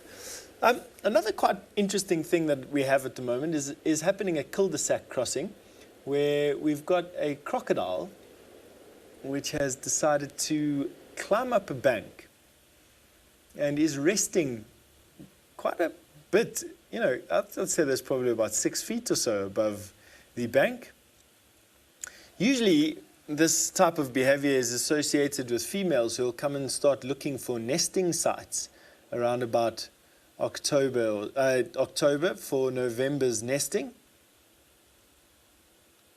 This crocodile there's so many other places to go and sit and suntan. Although I suppose this is on the eastern bank and it is up in the grass, and I suppose lying where the wind can't blow and the sun is warming up the grass around you, lying in the last bit of sunshine, has its merits, so to say. All right, let's go back to these lions who looking like this will be the last time that we get to see them, because 2 of them have already walked off into the distance.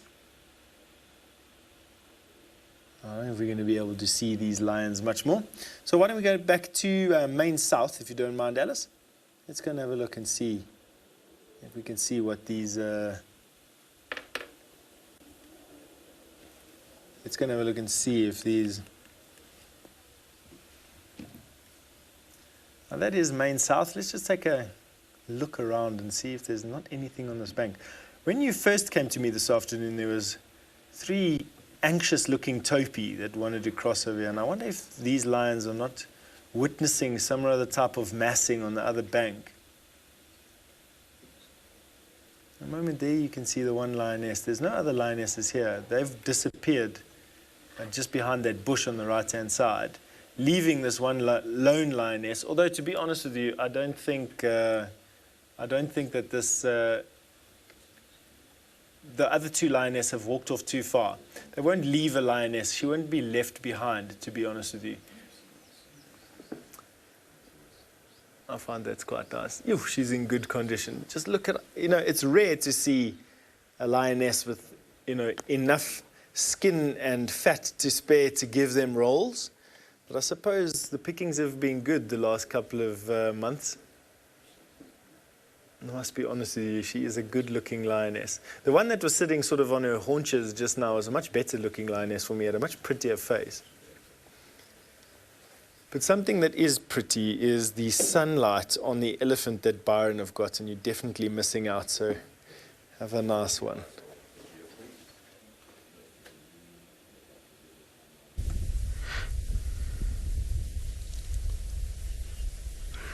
Now look at this. This is really beautiful light. Sebastian has really found an artistic flair all of a sudden. There's always artistic inspiration, I suppose, for this. Look at that beautiful backlight, the dust. You can see the hairs on the elephant. Flies buzzing around, little flies that are disturbed while they're busy feeding. You can hear them communicating with one another too. That very low vocalization sounds like a grumble. It's the best way to describe it. It is a vocalization though. Branches breaking around us. Isn't this beautiful? Just magnificent.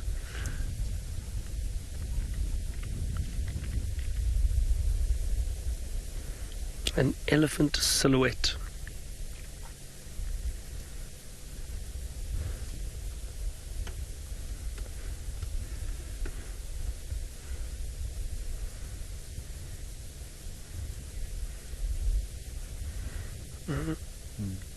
Thank you. Sebastian says, thank you very much, everyone, for all the compliments on the camera work. Sebastian has been doing this for quite some time now. Hey, Sebastian, how long have you been a cameraman for? 2 months. Sebastian said 2 months. Now, that's not true. 8 years. 8 years. 8 years, that's a long time, eh?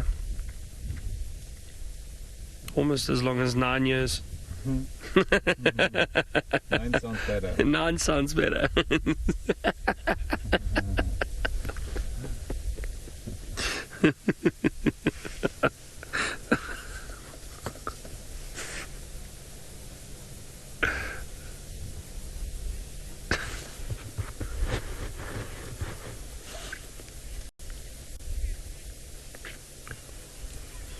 Oh, Laura Moore, sometimes that flicking of the tail backwards and forwards and swaying their tails, it is to chase flies away a little bit.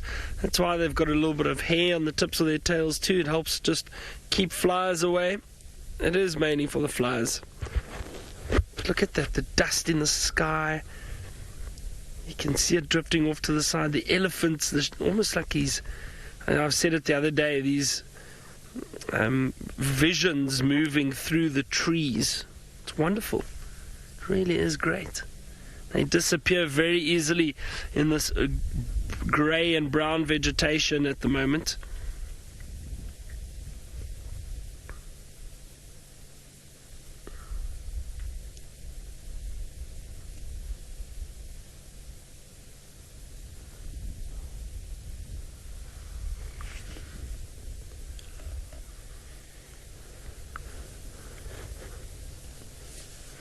And this has been a real treat for this afternoon.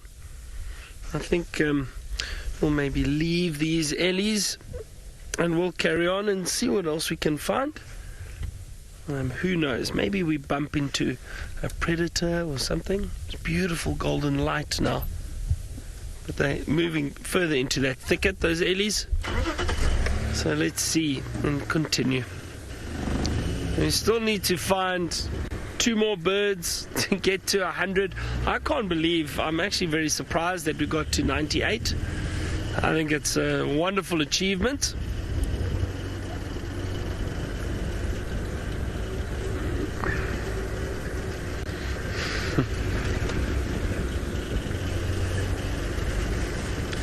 So we'll see two more bird species. A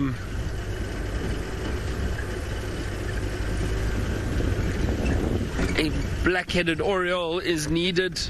I can't believe we haven't got one on camera yet. They were taunting us this morning, calling and flying past, and then we just couldn't find them. Oh, there's just another vehicle with guests. And just say hello quickly. Hello everyone. Andrew, how are you? There's some elephant down there. Oh, is it? Yeah, enjoy it. Check that Nothing that side. Check, maybe you could luck. Thanks very much. Enjoy everyone. Bye-bye. Andrew, one of the guides in the area, he's got guests. They're all out on their afternoon safari.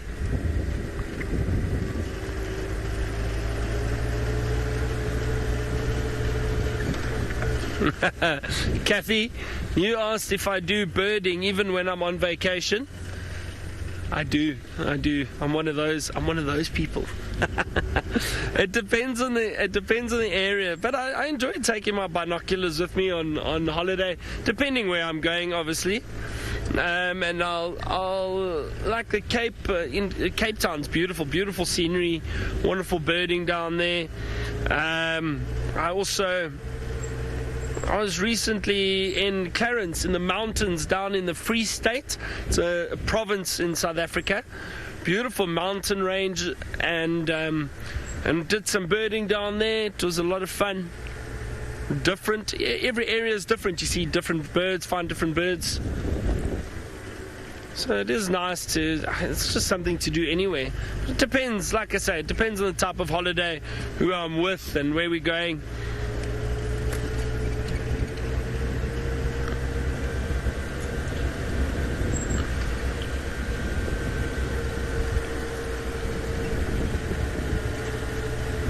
I'm hoping to get something on the edge of this drainage line. I keep just scanning these trees.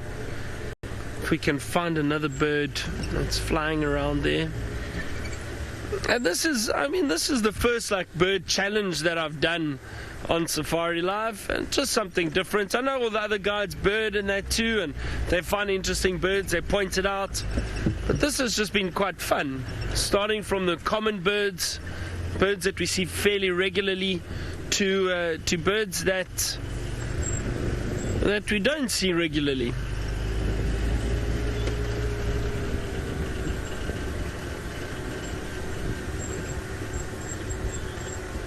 All right, well, let's go across to Steph again on the river cams, and now he's trying to find another bird known as a bee-eater.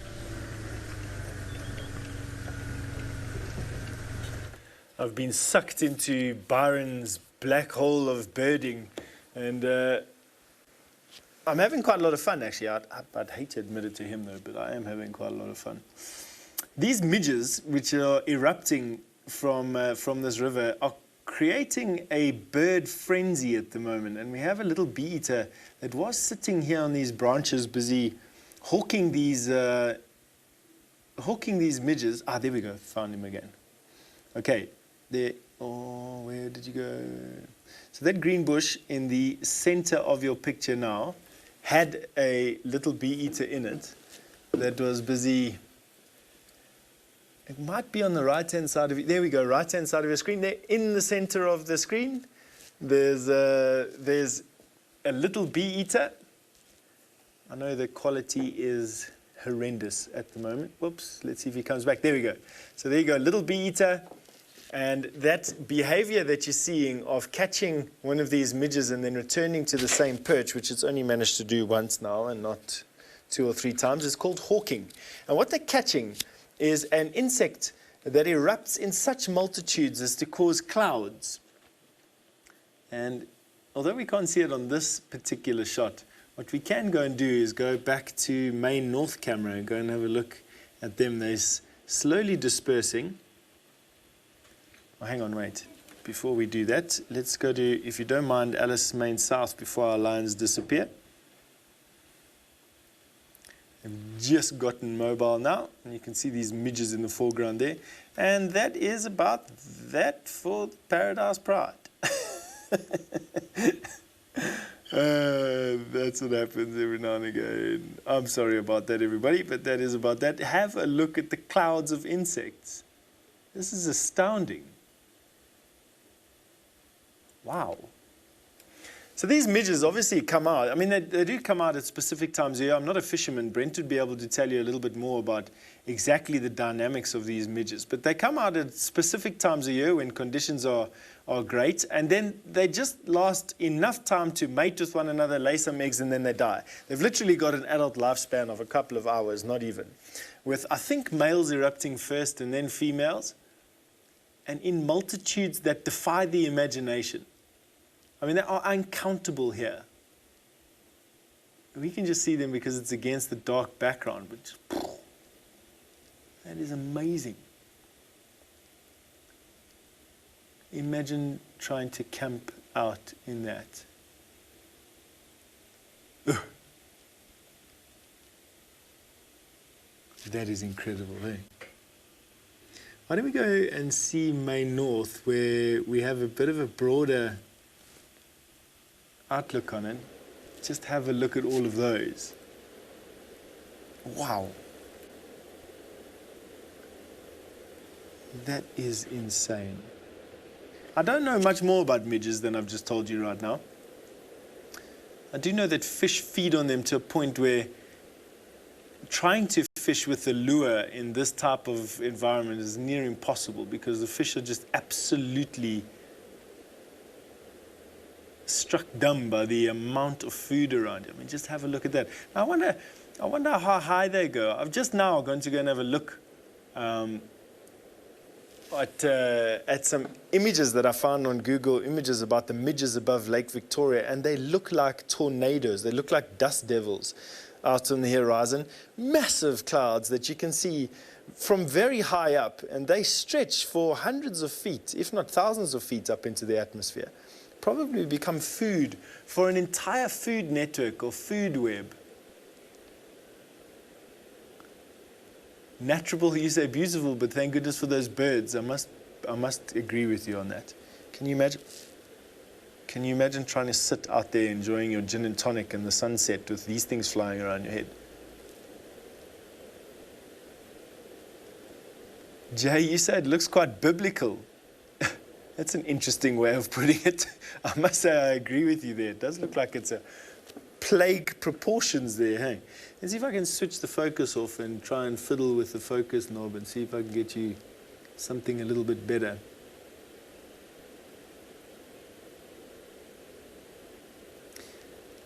Kathy, you wanted to know if midges are the same as gnats. Wow, I don't actually know the answer to that question, Kathy. I mean, they do erupt from aquatic larvae, which is the same as a gnat. As far as I understand, and you can please correct me, a gnat is blood-sucking as an adult, whereas these midges are not. They, as far as I know, they don't even have feeding mouthparts. They literally just erupt out of the water, and then they mate with one another in this frenzy that you're seeing here now, and then lay eggs again back in the water and die in their multitudes. Just look at that. Isn't it just the most amazing thing?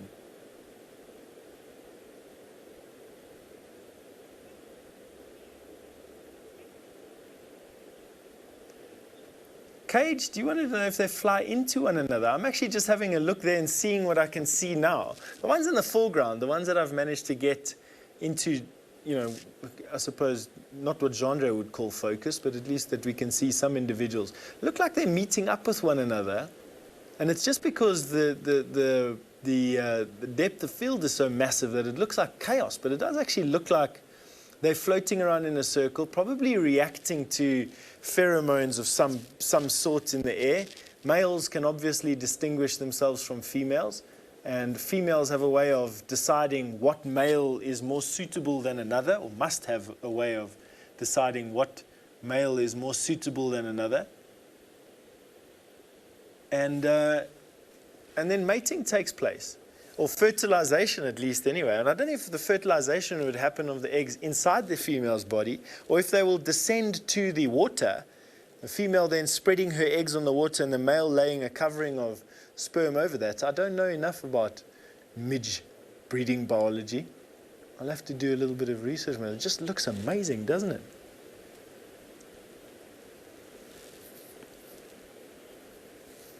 Villalak, you said a mirror of the oceans, like squirrels or fish. Like squirrels. Oh, schools of fish, excuse me. Sorry, Alice. And please excuse me for getting that so wrong. It's my deaf ear. Yes, like schools of fish. It does look like schools of fish, hey? It just looks like that general chaos that you get in a sardine school, or I don't know, what else would you see this thing? It's crazy. And a few of you out there are probably wondering, I know you're wondering, was it the midges that chased away the lions? I don't think so, to be quite honest. What I did see with those lions was the fact that that they got up and they moved off. And I think that these midges are probably, for now, confined to the river itself, and will more than likely, as the evening breezes come into play, start to disperse. But I don't think so. I think that this type of midge is restricted to the airspace above some water, mainly because they go and lay their eggs back in the water again. But I also think that that we would have seen the lions reacting if this amount of insects was plaguing them. I think we definitely would have seen them shaking their heads, putting their paws over their ears, as you do sometimes when they're being attacked by swarms of flies or swarms of bees. But isn't that just a spectacular sight? I can't stop looking at it. You see them all, it almost looks like they're all swirling in a roughly the same direction. I mean, I don't know if it's just me wanting to see it, but it all looks like they're coming from the right to the left. In other words, swirling anti-clockwise, and being just a few degrees. Yeah, tornado of midges. Sinak, you said exactly what was on my mind. Now, funnily enough, if you go and research Midge, Lake Victoria, and you look at the images that come up there, you will see tornadoes of midges. That is something very, very nice. I'm glad to have shared this with everybody, to be honest with you. One of nature's spectacles. All right, why don't we go and join Byron for one of, well, he's heading off into the sunset with that golden light there. See you just now.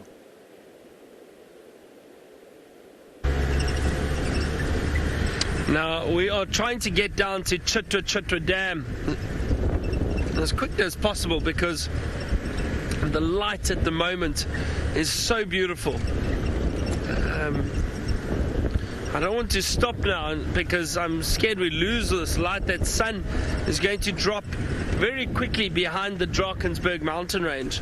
So trying to get down to Chitra, we're probably about 5 minutes away. And see if we can do a bit of birding. Maybe something comes down to drink in the afternoon.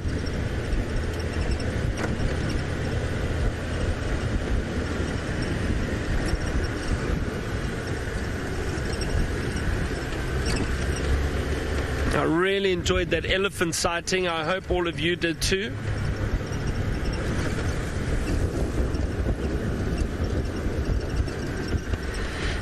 Take care. You asked what the word veld means. Now, veld, it's an Afrikaans word, an Afrikaans term. Now, the veld, the bush veld, has been known for many, many years.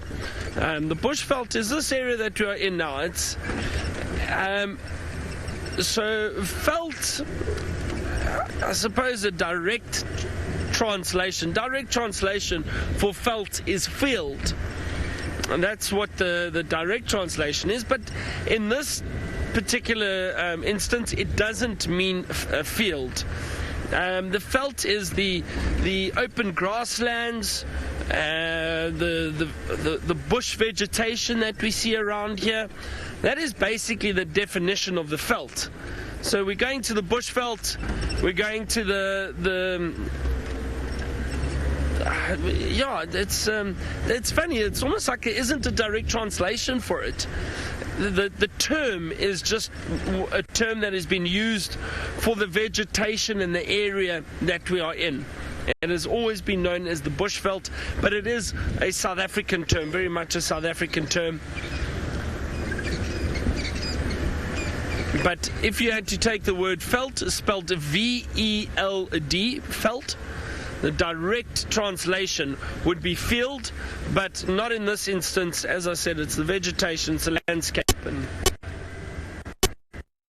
All right, I'm almost at the dam, and we'll see what there. Let's see Steph, who's got some more crocodiles.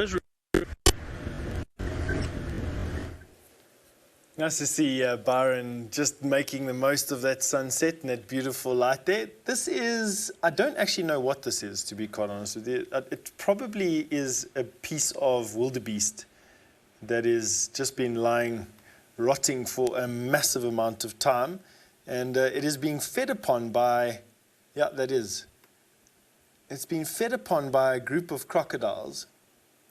Oh, can you imagine what that must smell like?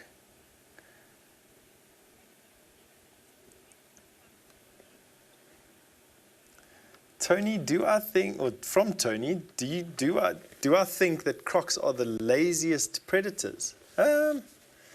No, I don't actually, Tony. You watch them putting in quite a lot of effort from time to time with, okay, now we've got some mating going on, I think. Let's just carefully watch the back of the large crocodile on the right.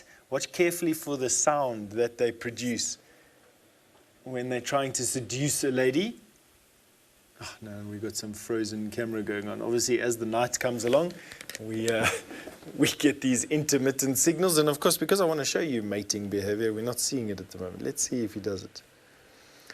So just to finish off my comment there, Tony, no, I don't think that they're the laziest laziest hunters at all. I think lazier would probably be a puff adder, maybe. Let's see what this crocodile does. Now, watch his back. Quite often you'll see it now. Tail, there. Did you see that? Now that rippling of the water was a sound wave. There, he did it again. And now they'll snap their jaws a little bit. That's an ultra low frequency sound that only the biggest crocodiles can make. Hey guys, we're lucky to see this. There's a mating of crocodiles going on over here. Very, very awesome. And that is about that, I suppose. That's what it looks like. I'm very glad that I got to show you that ultra low frequency sound that causes that almost speaker-like effect of the water above their back. I hope some of you are quickie enough to see it on, or to get some snaps. Safari Wildman, you said, looks like dancing water, and that is exactly what it is. It is dancing water. But you know, by definition, when you put sound waves through water and you watch what it does. There's another one. While there's been some mating behavior going on, food has been snatched up by others. Wow, some fighting going on there as well. No, camera, don't go and do that. No. All right, that's what happens when a camera just goes on its own. Now, we'll probably have to come back to that camera if you don't mind. Alice, let's go to cul-de-sac crossing while we wait for Dusty to return back to normal again. These cameras, though, they definitely do have a mind of their own. What we've got here is the hippo pod at Dusty Crossing. At cul-de-sac crossing, just getting awake for the day. And there's youngsters in this one, like sort of teenagers, which are quite often quite boisterous and playful with one another. I'm hoping that some of them will do their thing. It seems like I've got control of Dusty again, so we can go back to the crocodile feeding whenever you're ready, Alice. Please excuse us, everybody. This is the Gremlins with the new system like we have at the moment, and it is a bit choppy and changey, I know, but we are trying to work on getting things properly aligned. Obviously, the changeover from night to day has an effect. Moisture in the atmosphere has an effect. Midges by their millions will be having an effect. The time of day, funnily enough, has an effect in the temperature. Oh, just have a look at that. That carcass is so rotten. It's lost all its hair and the skin has gone bone white of that wildebeest. Ugh.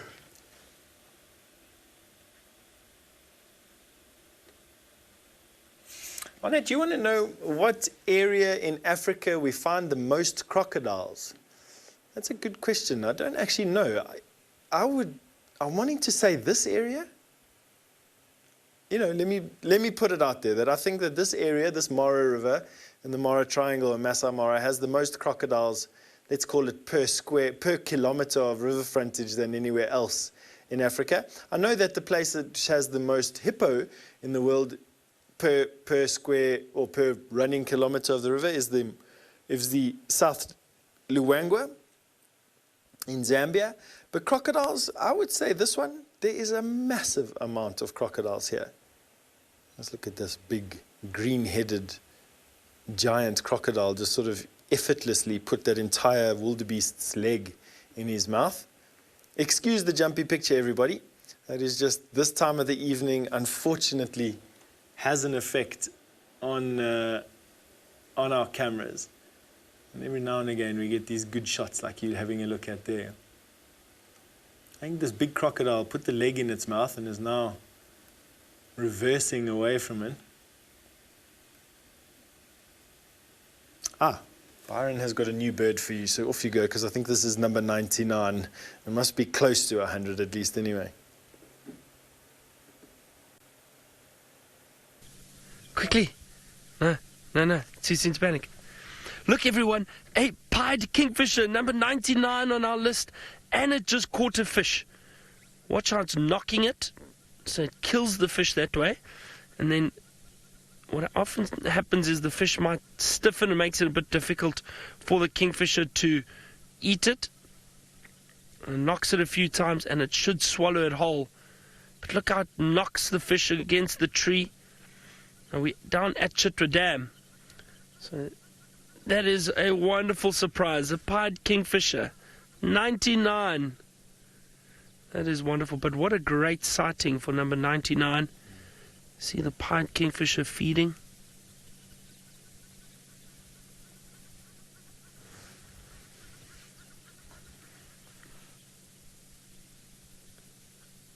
Oh, that's fascinating. Look how it knocks that fish around. I'm not sure what that fish is. I'm assuming it's a little tilapia, and down it goes. Hey, isn't that amazing? What a nice surprise.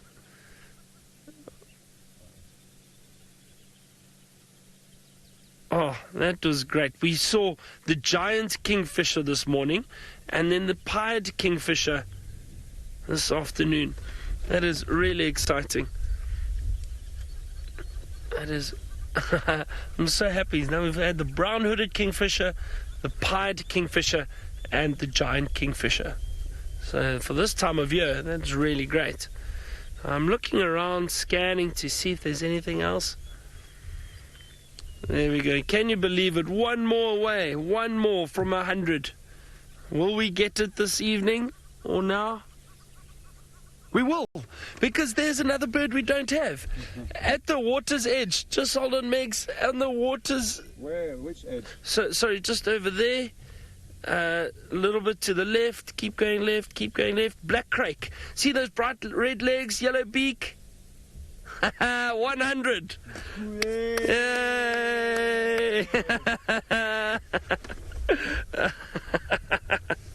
100. 100, Seb. 100.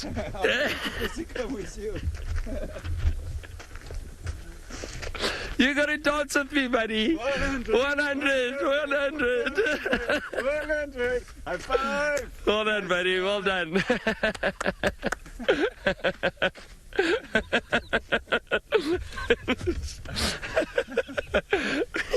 Dear Pete, thank goodness there are no guests around. They think Accepted. challenge accepted and completed. There we go. Oh, well, that was fun. Seb, thanks very much for your help, and Senzo. I learned a lot about birds. Yeah, Senzo also helped in the beginning with the camera work, so it's good. And I hope all of you got some extra birds on your list, but we've got 100.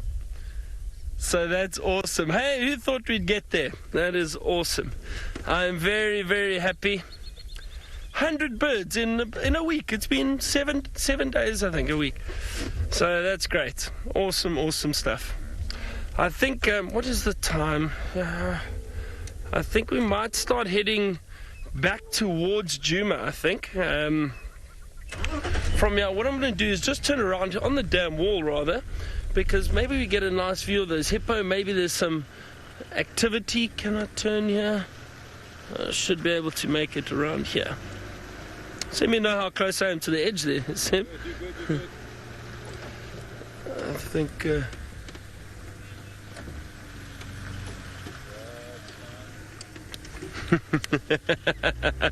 All right, well, I'm going to turn around. Let's go across to Steph, who says he better stop me from dancing. It's embarrassing. I wonder if Steph can dance. Oh, maybe a challenge. Let's go see him. No, I absolutely can't dance, which means that I'm the worst person to have judged Byron there, but, you know, that was a bit embarrassing. There is an elephant walking off in the moonlight. It is now pitch black outside my office. I can't see a thing. And obviously these cameras have a massive ability to be able to just pick up the ambient light around. There's not a lot of moon. I don't think it's been overcast for so long at night time. I don't actually know what phase the moon is in at the moment, to be quite honest with you. But these elephants are ambling along. That white piece of detritus you see there is actually the skull of a hippo. I think a hippo probably died. You can just see its bottom jaw, some teeth there. There's the hippo tusks. That's the skull of a hippo there that elephant is just getting past. Quite interesting, eh? Massive hippo, at least, anyway. Can we go to cul-de-sac crossing, where we've got those boisterous hippo teenagers busy playing with one another? Oh, there we go. They're about to run away at the moment. There we go. These guys are having a proper game with one another.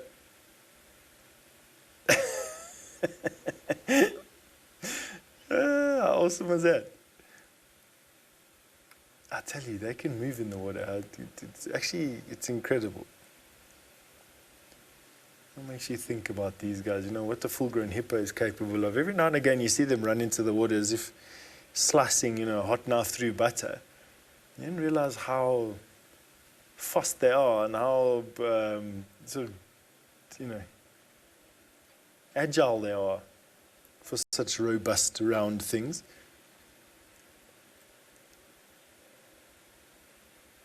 Jimlin, you don't know if hippos give birth underwater or on land.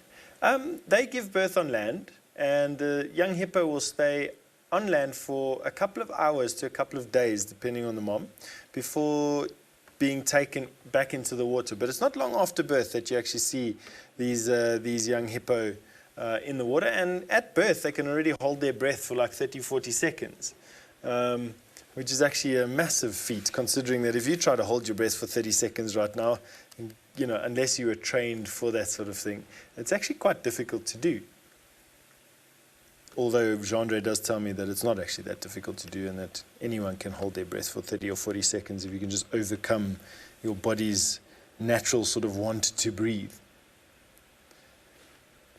Well, these two are still busy playing with one another, just mouthing each other, and that's just the games that youngsters play to hone the skills that they'll need for the sort of conflicts to come. Mothers protecting their babies from marauding adult bulls, and adult bulls to protect their harem and their pools from other bulls. And so these games, although funny to watch. Very similar to how lion practice their hunting and their catching skills with one another. These guys are practicing their fighting skills just by play wrestling at this present moment in time. And, the precursor for serious things to come as they get a little bit older. I don't know how old these hippo are. It's so difficult to judge, at the sort of top-down angle that we've got here.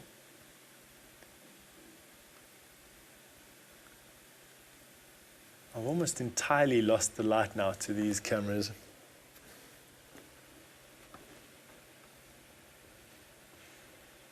Aidan, who's only 6 years old, has asked a very important question. Aidan, you said, at what age do hippos learn how to swim? Aidan, the answer is hippos never learn how to swim. Can you believe it? That hippo cannot actually swim. They are incapable of swimming. What they can do is they are relatively buoyant. Not very buoyant, relatively buoyant.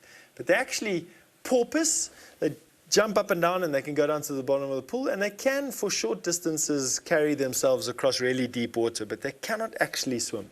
So the answer to your question, Aidan, is they don't really know. They don't really ever learn how to swim, even at an old age. All right, it's getting a bit dark now for these cameras, and so what we're going to do is be sending over to some other hippos in the sunset with Byron.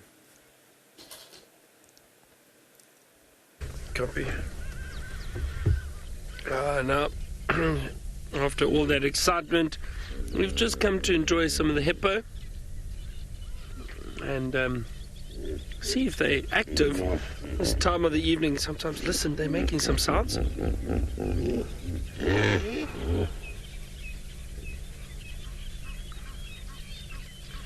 Always nice hearing the grunts of the hippo in the evening, early evening.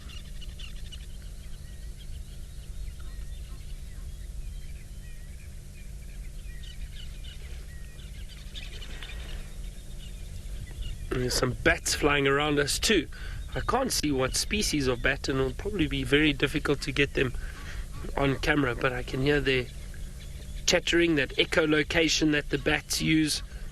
And there are actually quite a few little insects around, not mosquitoes, but midges, very similar. Oh, look at that. Sorry, Seb. Oh, sorry. No problem. There was a big yawn. Hold on. Maybe we'll see another one.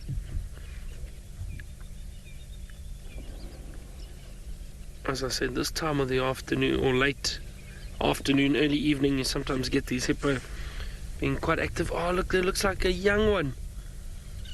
Just at the head of that hippo.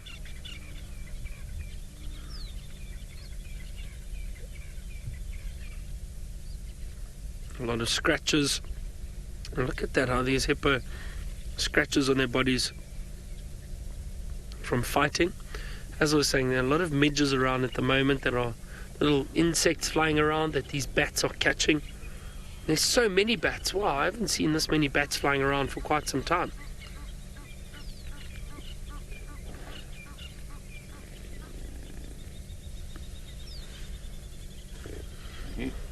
I'm not sure what species of bat they are. There are many. There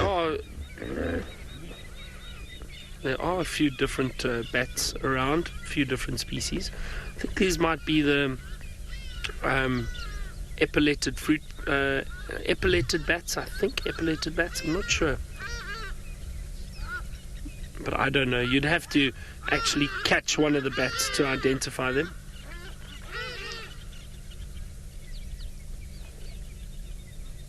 Watch. Oh, look at that. Wendy, you saying you can hear and feel those hippo grunts right through your computer. Yeah, they're loud. Very, very loud.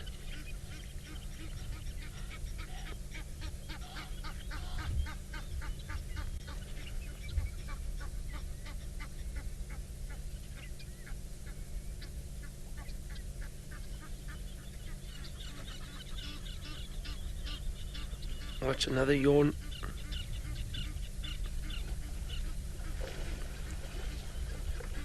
See, this is what I wanted, this activity from these hippo.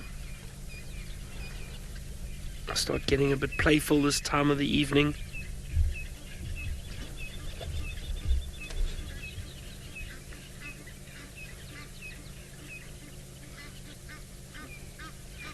Egyptian geese are still calling on the banks of Chitwa Dam.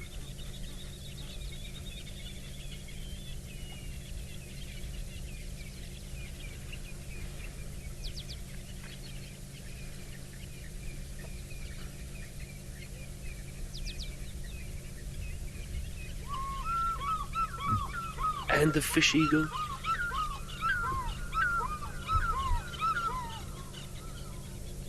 Oh, did you hear that, everyone? That was wonderful.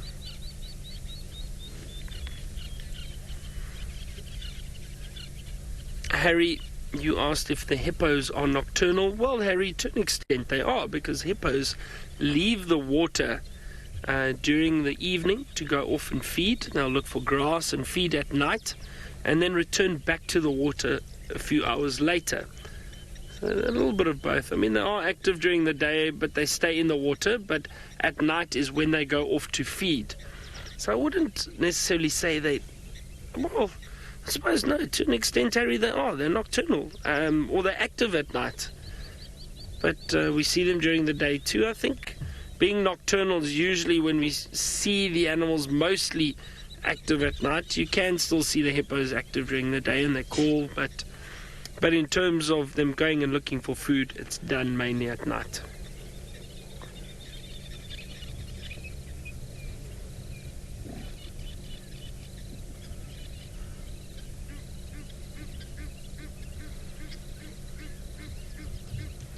I think we're going to move away from the dam. Maybe continue and see what else we can find now that the light is being lost as the sun sets. Carsten from Denmark, you were asking how large can hippopods get? Well, Carsten, I'm trying to think.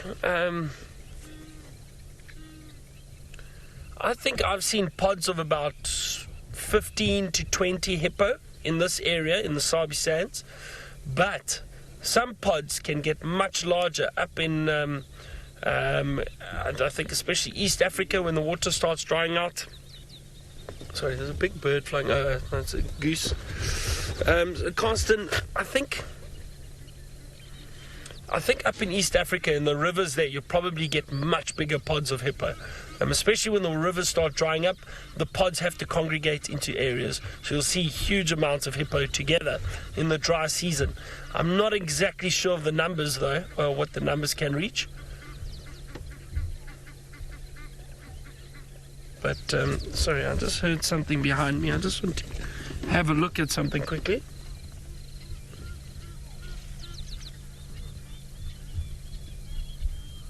I heard what sounded like guinea fowl alarm calling. No, they're just walking across the dam wall behind us, and then went alarm calls. Maybe they were just calling at each other, but I can see them walking. Alarm calls from guinea fowl, you often see them flying up into trees and alarm calling from up there. Oh, it's getting a bit chilly now at the dam.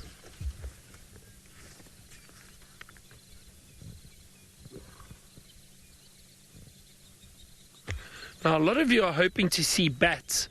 So I think maybe, Seb, you know what I would maybe suggest is just framing this little section of sky here, and every little, if you can see any black markings flying through the air, all those flying around, you don't even have to zoom in, Seb, I think it'll be impossible to focus on one of them. But all those black little... Yeah, those are all the bats flying around. There are some little insects in front of the lens, the little ones that are moving very quickly. But the ones that you can see flying around in the back are the bats.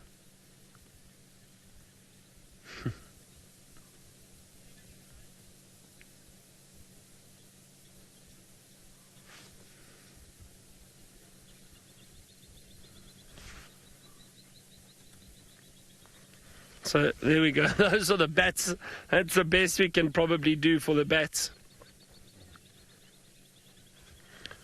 Now I'm going to continue. Let's... do Who's that little guy? Spotted thickney. There we go. There's a bat. Well done. Wow. That's a bat, everyone. That's another bat. There goes another bat. That's a bit tricky. All right, so I think we'll move on from the dam, and we'll head back towards Djuma and get the spotlight out soon. See what we can find with the spotlight. Now, there's a short section of road here where we sometimes lose signal. Bear with us; it'll be back within a few seconds. If you do lose us, I'm going to try to drive out here quite quickly, so maybe we won't even lose signal. Let's see.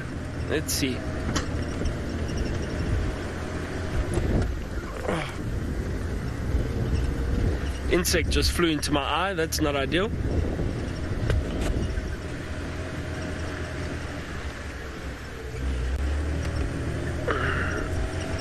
All right. Megan says we still got signal. Just quickly, sometimes just this little section. Let's see. Hopefully we don't lose signal with you.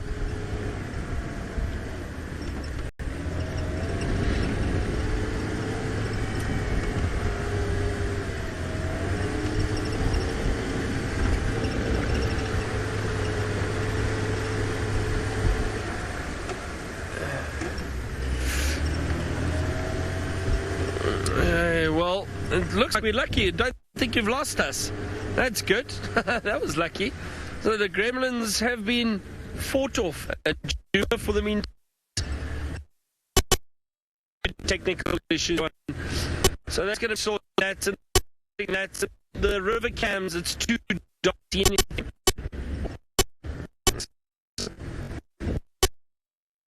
Again, unfortunately, sorry. We'll see what we can find you. I might just stop for a second over here because it's getting chilly. I'd like to put my jacket on. And while I do that, Sebastian, is your jacket on? Yep. Look at that beautiful silhouette and amazing light off to my left. I'm just going to put my jacket on quickly. But look at that sky.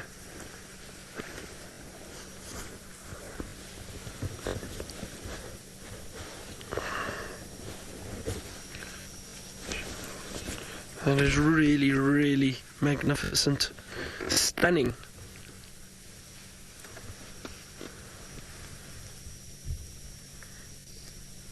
It's been a tough Monday for us here. As you can see, I mean, we've really, really struggled through this Monday, but we made it.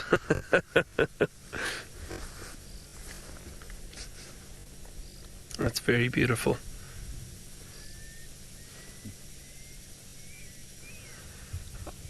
I can hear a pearl-spotted owl. It's calling in the distance. Naturable, you'd like me to find an owl this evening? An owl this evening, I beg your pardon. Before James shouts at me for getting that incorrect. I will try my best.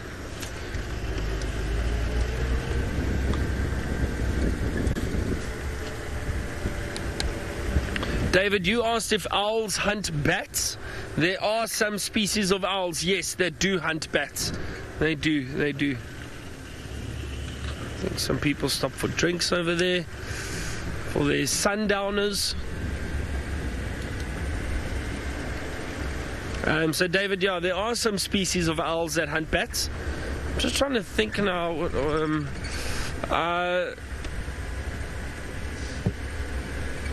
I think some of those little owls, like the pearl-spotted and the barred owlets, I think some of them hunt bats, the smaller species of bats.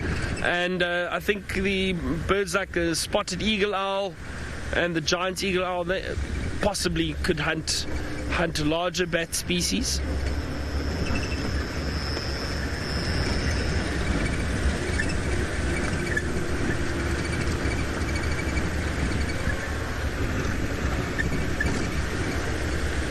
Yeah, kitty kitty bang bang, you asked where do the bats roost during the day. So some of them will roost in dead trees from time to time. A lot of the bats in this area also find roosting sites within the lodges, in the roofs of certain lodges, in certain areas, but it's also probably in thick areas, thick trees where they're able to hide during the day. They may also roost there.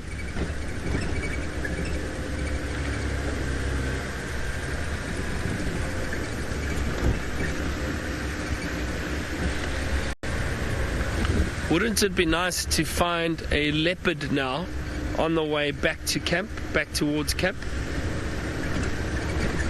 It would be just a cherry on the cake for us.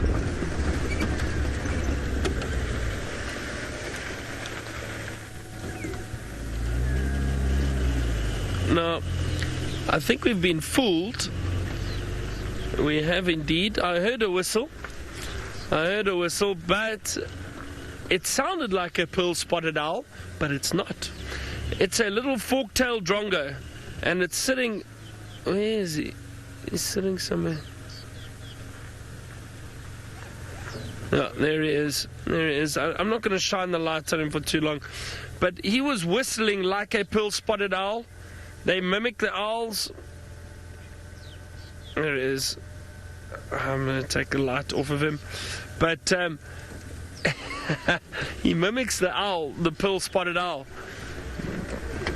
But I'm too clever for him. I knew it was the drongo. He gives a little, that screeching sound you could possibly hear at the end. Sometimes he gives it at the end. And the whistle isn't quite like the pearl-spotted owlet. Sounds a little different.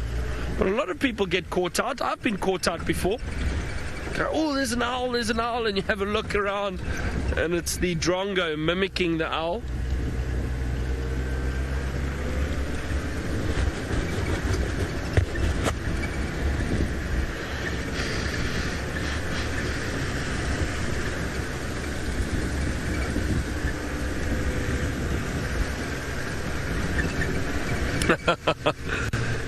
Chitty Chatty Meg, you asked for the owl with eyeshadow.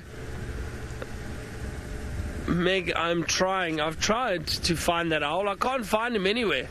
Don't know where he is. Maybe hiding somewhere.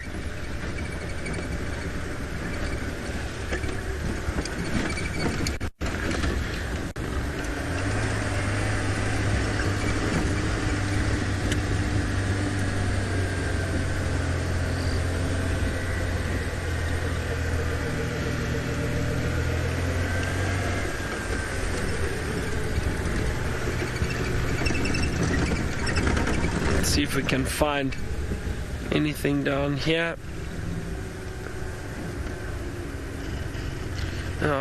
Chitty Chatty Meg, I'm not sure what happened to that owl. I think all that it's done is it's moved. I'm sure it's still in that drainage line, but maybe in just some other trees. Maybe it was disturbed a bit too much. There were monkeys there the other day we went past yesterday, I think.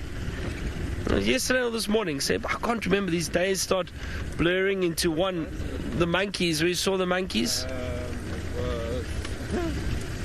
Yeah. Yesterday. Yeah, I think it was yesterday. Anyway, the monkeys will obviously push the owl away. But let's see, maybe we spot that owl.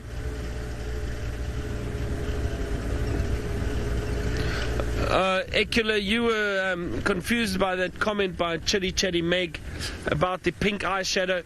So the giant eagle owl, the eyelids of that owl are bright pink, or very pink. I wouldn't say bright pink, but they are very pink. So it looks like it's put eyeshadow on the eyelids, and that's what Chitty Chatty Meg is referring to. Let's just scan here quickly. Any owl? I don't see an owl.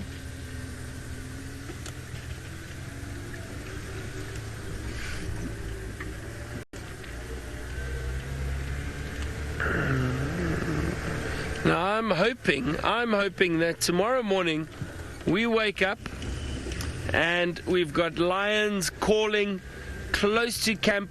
We find them very soon and we follow them around and possibly find that lioness with the young cubs, and she takes us to the den so we can see those little cubs again.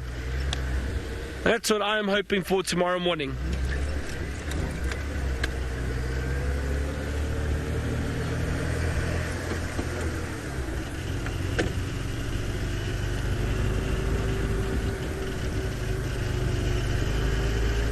Shravan, you asked what is the rarest thing I've found at night? Well, I mean, a pangolin is incredibly rare. I've seen pangolin at night. I'm trying to think in this area. Now, in this area, serval is not seen very often around here, but we do get them. Seen serval at night. The civet is a lovely nocturnal animal to see. The honey badgers, obviously, but they're not that rare. It's just they're very shy. And the rarest thing would be the pangolin, I would say. And once on a safari, I managed to find something called a striped polecat. Let me show you what that is. Hold on a second. I'll get my mammal book out and show you what a striped polecat is. It's a cool name though, isn't it? Striped polecat. Now it looks like a skunk, to be honest, but it's not a skunk. Hang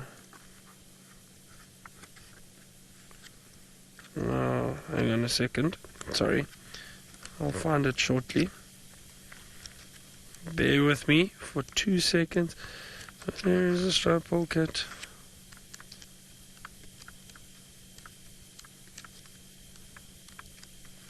Oh dear. Hold on everyone, I can't find it. It's so rare, it's jumped out of the book.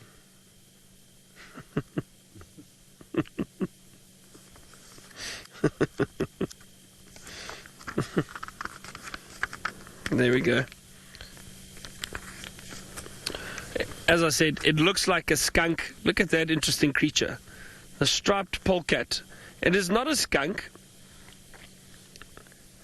but it looks very similar.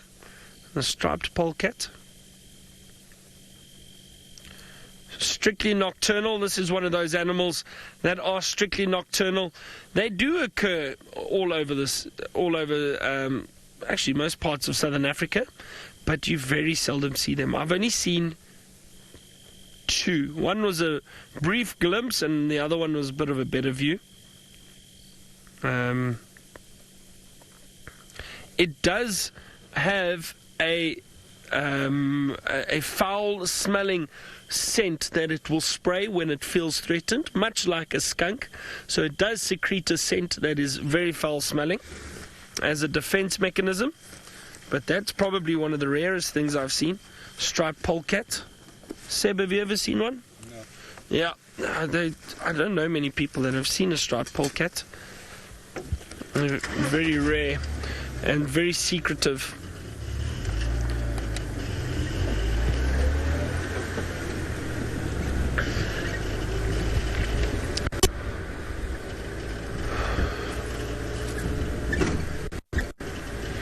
Kathy, I'm not sure. I should hope so. And Kathy was asking, do birds carry around books? You know what? It doesn't matter how long you have been guiding for. My golden rule is you always have a mammal book and a bird book with you, depending on the area that you're guiding. Obviously, East Africa, you need different mammal and bird books, but you should always have at least those two books with them.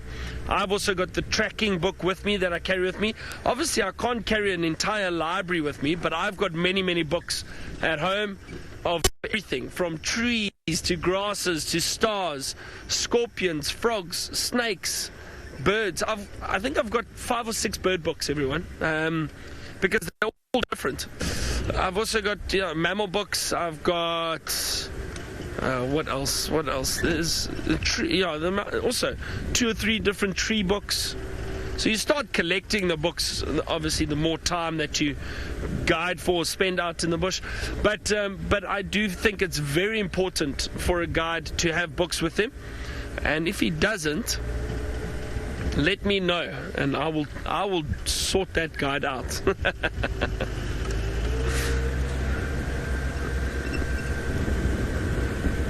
I think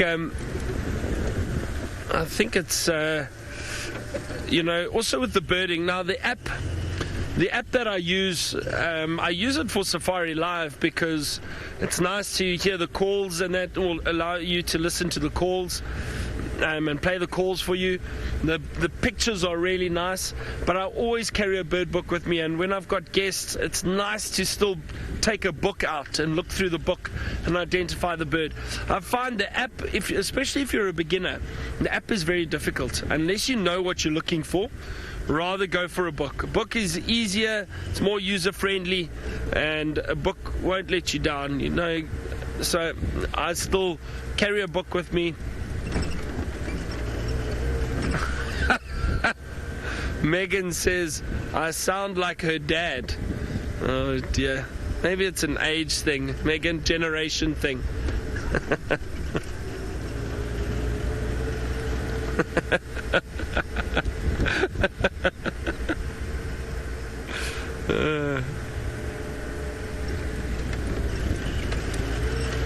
Well, I'm just trying to think now, Monday, so Tuesday, tomorrow, so one more whole day, unfortunately, and then Wednesday morning I'll do the drive, and then I'm off for a while. I've got some business to attend to, and then I've got guests I'm taking on safari, and I will be back again. Don't worry, I'll be back around, I think it's around the 10th of October only, so I'll be away for about a month.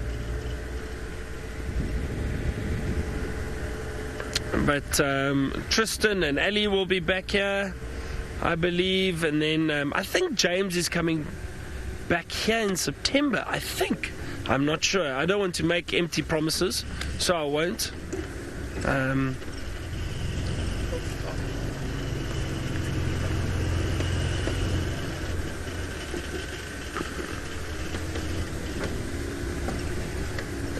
Rashni, I would enjoy nothing more than to find a honey badger, but you know what, it's so difficult. And I mean, the thing is, I think they come out a little bit later, Rashni, to be honest.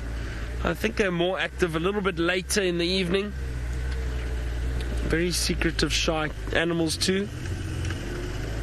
But you never know. I mean, we could drive around tomorrow morning and bump into a honey badger, Rashni. So if we find one, I'd be very, very happy.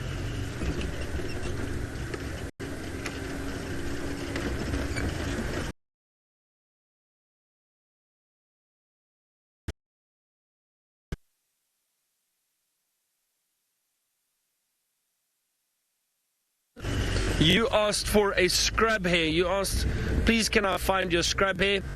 Exquisite Bliss, I'm going to try my best for you now. I'm going to look for a scrub hare. That's something I might be able to deliver on. Let's see.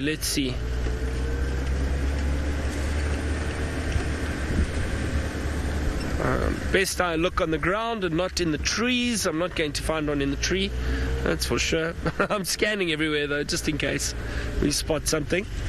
So the multitasking, the driving, talking, spotlighting, looking at the camera.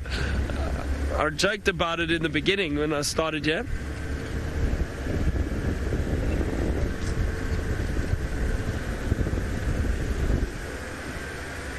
Kirby, you asked if it's easier to find these animals on foot.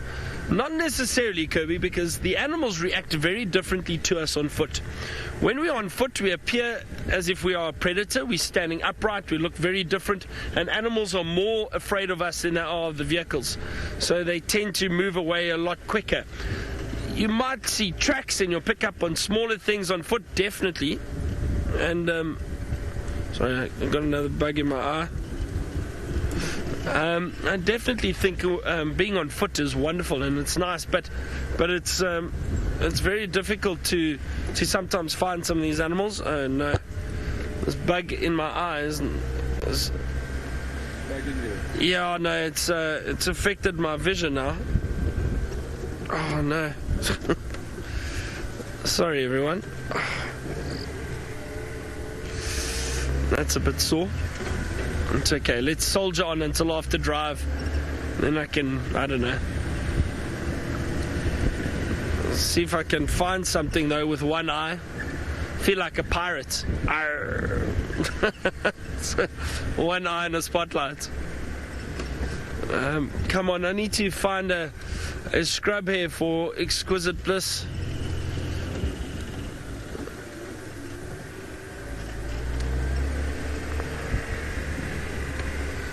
Yeah, you know what, everyone? Speaking about the walk, we are going to. Hang on, I think I've spotted one. There, I've spotted two scrub hairs. Exquisite bliss. Sorry, my eye is so sore now. But here they are. Oh, please stay there. Stay. Don't run. There they go. Oh, there we go. Two of them. Exquisite bliss, 2 scrub hairs. They are beautiful, aren't they? Wonderful nocturnal creatures. I can hear Scops owl calling too.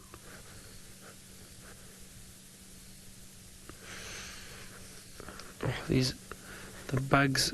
That's one thing I don't really enjoy about summer is the amount of bugs around on a night drive. You've basically got to drive with your eyes closed. Are they just disappearing behind the... Sorry, Seb. We'll go now. Oh. Amounts of times I get insects in my eye. Or my eyes. Because of the insects flying around. It's... See, especially when we're holding the spotlight, because they're attracted to the light. But I've had it so many times, it's not fun.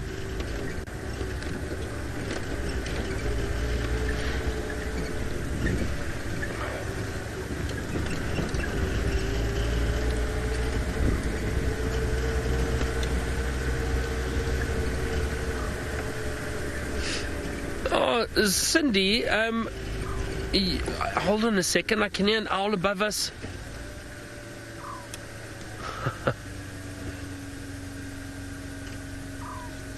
Oh no, I don't know if this angle, Seb. There's a Scops owl. Cindy in Tennessee, you asked about... have you got him? Hold on a second, let me just go back a bit. I just want to see if we can find it. Little Scops owl calling somewhere.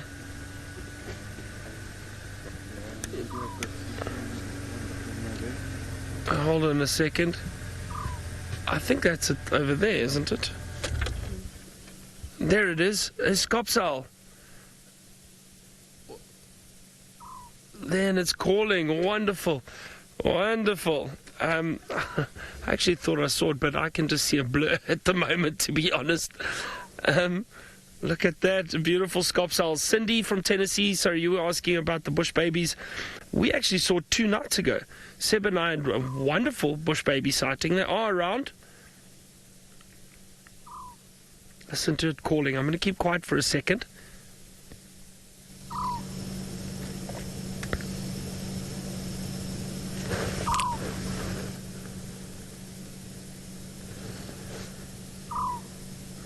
Beautiful call. That's the African Scops owl, one of my favorite little birds.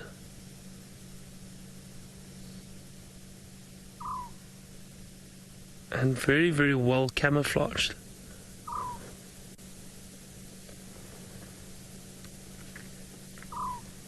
Isn't that great? So Cindy, as I was saying, we did see bush babies the other night.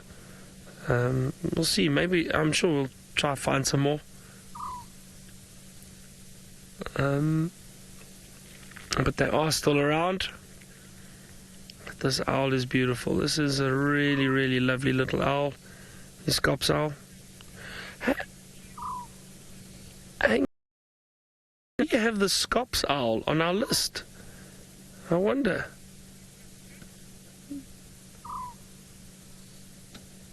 We might do, I'm not sure. Ah, we do.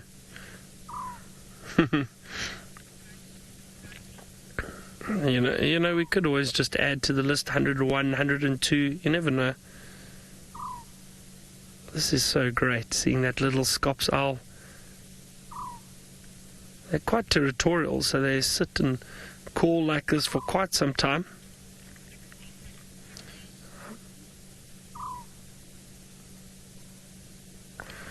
Well, thank you to the team in the Mara. Unfortunately, they had some tech issues this afternoon. I'm sure it will all be sorted out by tomorrow. And hopefully the weather isn't too bad. We know the weather plays a big factor there.